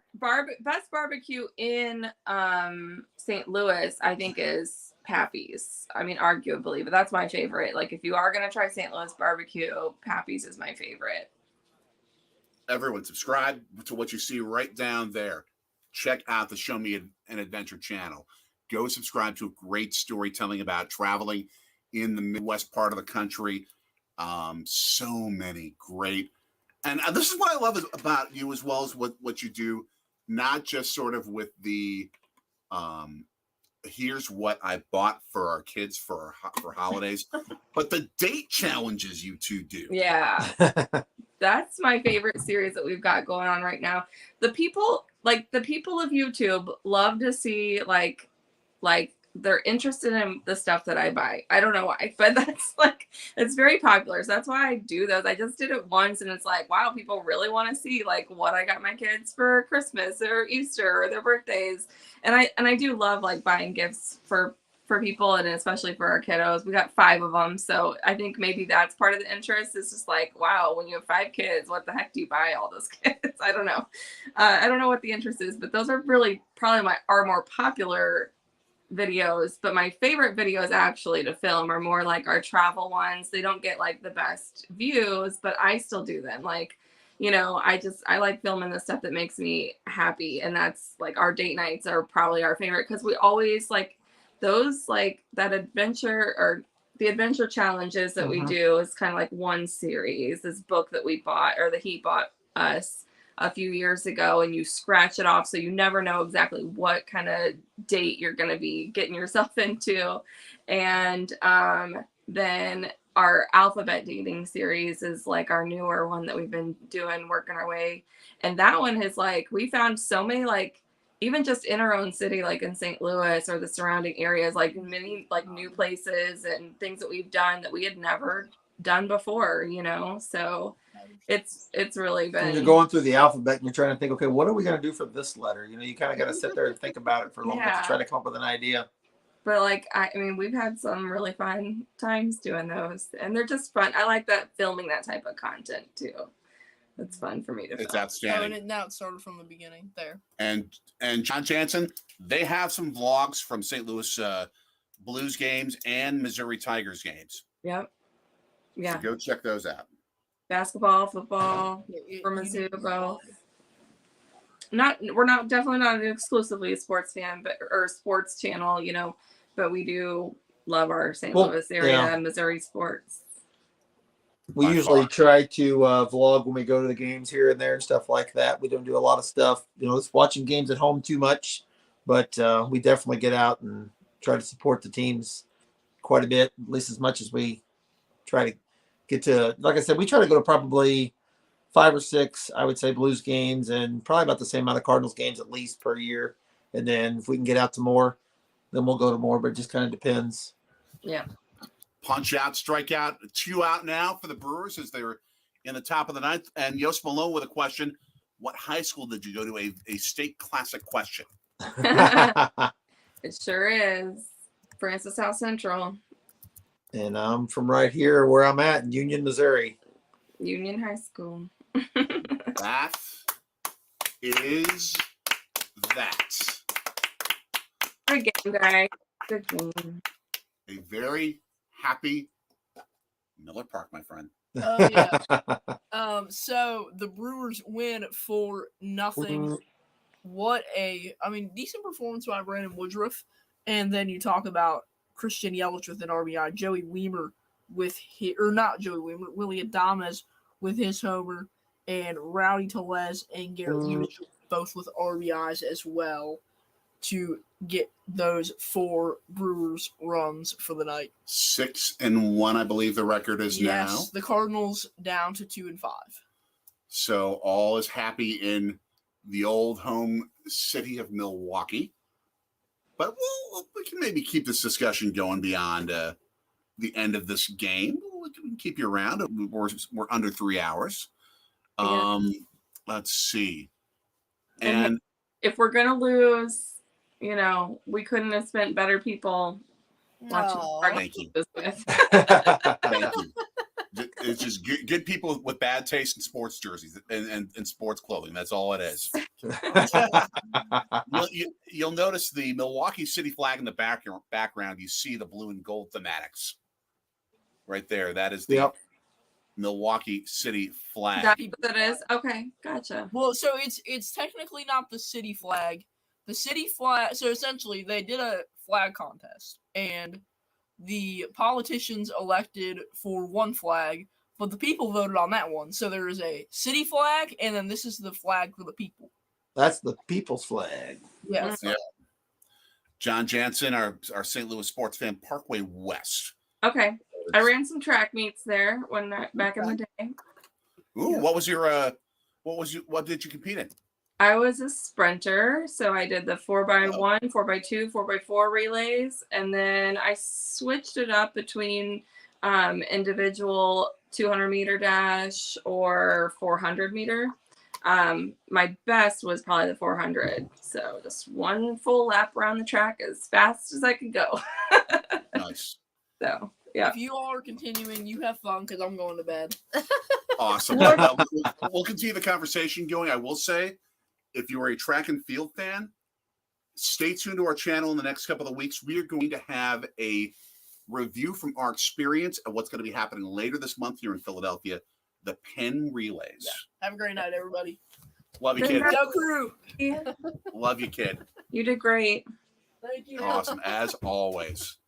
And I especially give him, again, all the credit in the world for dealing with our side conversations as we're watching the game here. We're very lucky. Sorry. That's the fun of baseball, is that it gives you the space, it gives you the time to be conversational and get to know each other a lot more. Yeah, that's the intimate part of baseball. And like that's kind of going back to like what we were talking earlier with the pitch clock and that's a little bit of the stuff I think they're going to lose with the game by putting that into effect. And that's where, the experience at the game, like we were talking earlier, that's where it's going to suffer. But they're trying to pad the pockets. Once again, it all comes back to the mighty dollar of the people watching the TV networks. They want it quicker so they can, streamline their TV, get more eyes on the TV. That's what it's all about. The crazy thing is, though, and I want to get to one non-baseball topic before we wrap up. The crazy thing is that they do that, but yet still with baseball, more revenue comes into owners' pockets from fans attending the game than through television contracts. Yeah. And you're shrinking the time in which fans are getting to experience the game. That's less time for fans to buy beer, buy food, buy concessions, buy the stuff at the team shop. Yeah. Yep. I think this is going to backfire. I think so too. Well, I mean, just having the time to get up and get to the concession stand and get back in your seat in between innings there's no way. I mean, there's the time that you had before, you might miss a batter, but heck, now you might miss 2 innings. It's why I advocate as much as you can, if you're going to be going to a baseball game, get there when they open 60 to 90 minutes before first pitch. You want that stadium experience and want the conversational experience. But I want to ask one, it doesn't have to be the last question, but I at least want to get it in since we're sitting here, especially for the two of you. Top 5 90s country acts. Oh, gosh. Top 5? That's it? Okay. As the fan of everybody from Miles Davis to Sting to Santana, I am Switzerland in this conversation. Yeah, okay. Oh, gosh. So I have a top 3. I'm not sure about top 5. I have to think about 5, but top 3, Garth Brooks, Reba, and then Alan Jackson. Okay. And we said 90s country, right? So just sticking it to the... See, I would do Alan Jackson. I would put Reba in there as my female. Brooks and Dunn for me. Oh, yes. Thank you. And you can't go without the king. You got to get George in there somewhere. Oh. See, I'd put all them. If I was going to put him anywhere, he would barely maybe make my 5 for Garth. I'm a Garth.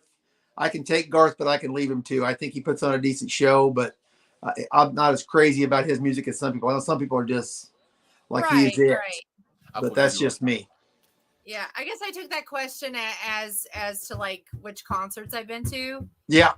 I've never seen George Strait. He's like on my bucket list. Yeah. I've seen him twice. That's amazing. Yeah. Yeah, I like Garth, and I like Garth in doses. I'll put it that way. But Alan Jackson, I'm with you 100% there. He's one of my all-time favorites. Yes, that's what I loved about when I saw Alan Jackson. Dina Carter opened for him, which was amazing. Oh, yeah. But what I loved about Alan Jackson is there was no bells and whistles. Yeah, that's kind of how George is too. I mean, it's just him there singing. That's all it has to be. Because with a voice like that and the amount of the playlist that he can put out there, I mean, them two. If you could you only imagine if them two did a concert together and they just went back and forth, like one would sing a song and then the other one, and them two would be the only. I mean, that would be amazing. But yeah, Brooks and Dunn. Thank you about Brooks and Dunn. I got to see Reba and Brooks and Dunn. Yep, I seen them together as well. Which was so cool. See, for me, I've got one to throw in a wrench in here. Sawyer Brown. Yeah, they're really is good. Like, I mean, I forgot that you've seen Sawyer Brown. Yeah, they're really twice, good too. And I just loved them. I mean, they weren't like, they're not as big as like Reba and Garth and George, but like I just loved like every single one of their songs. They got one song that makes me cry every time. Yeah, I love Sawyer Brown, so they've got to be in my top 5 for sure. But Reba's up there. Winona, the Judds weren't really as popular in the 90s, so I guess I can't really say the Judds, but even Winona when she did her own thing, I always just loved her to pieces. So they'd probably be in my top 3: Reba, Sawyer Brown, and Winona. I can't think of anybody else in the 90s that I love. I'm a big Joe Diffie fan too. Oh, Joe Diffie. Yeah. It was pretty funny when we saw Brad Paisley. So Tracy Lawrence was with Brad Paisley. Yep. And they did a tribute to Joe Diffie. And they did John Deere Green. And so I'm singing it to the top of my lungs. And Anthony is just staring at me like I have turned into some completely different. He's like, Mom, what are you saying? It was really cute. Now I've witnessed this with you at Keith Urban shows. We've seen Keith Urban together. Yeah. He's like George is always number 1. Yeah. But as far as like current artists, Keith is my guy. Yeah. Yeah. Boom. Also, what, your third? Like my third husband. Sorry, Nicole. Nice. Yeah, he's good. I was never a country fan in any way, shape, or form, but I actually paid attention a little bit back in the 90s. So I had like droplets of knowledge, just enough. That way, when you get into your country music, 90s country music into my zone, it's like, okay, I actually know this reference. Yeah, he'll try to name it like before he asks me. He'll be like, he'll say the name, and I'll be like, yes. And then I go back into my John Coltrane. Yeah. Yeah, it's rare. We were coming out of Buffalo Wild Wings, and Shenandoah was playing, and 2 Dozen Roses, and he was like, I forget who you thought it was, and I was like, no, Shenandoah. I bet better. He's trying. Yeah, I bet better than 50-50 when it comes to getting those right. I actually do.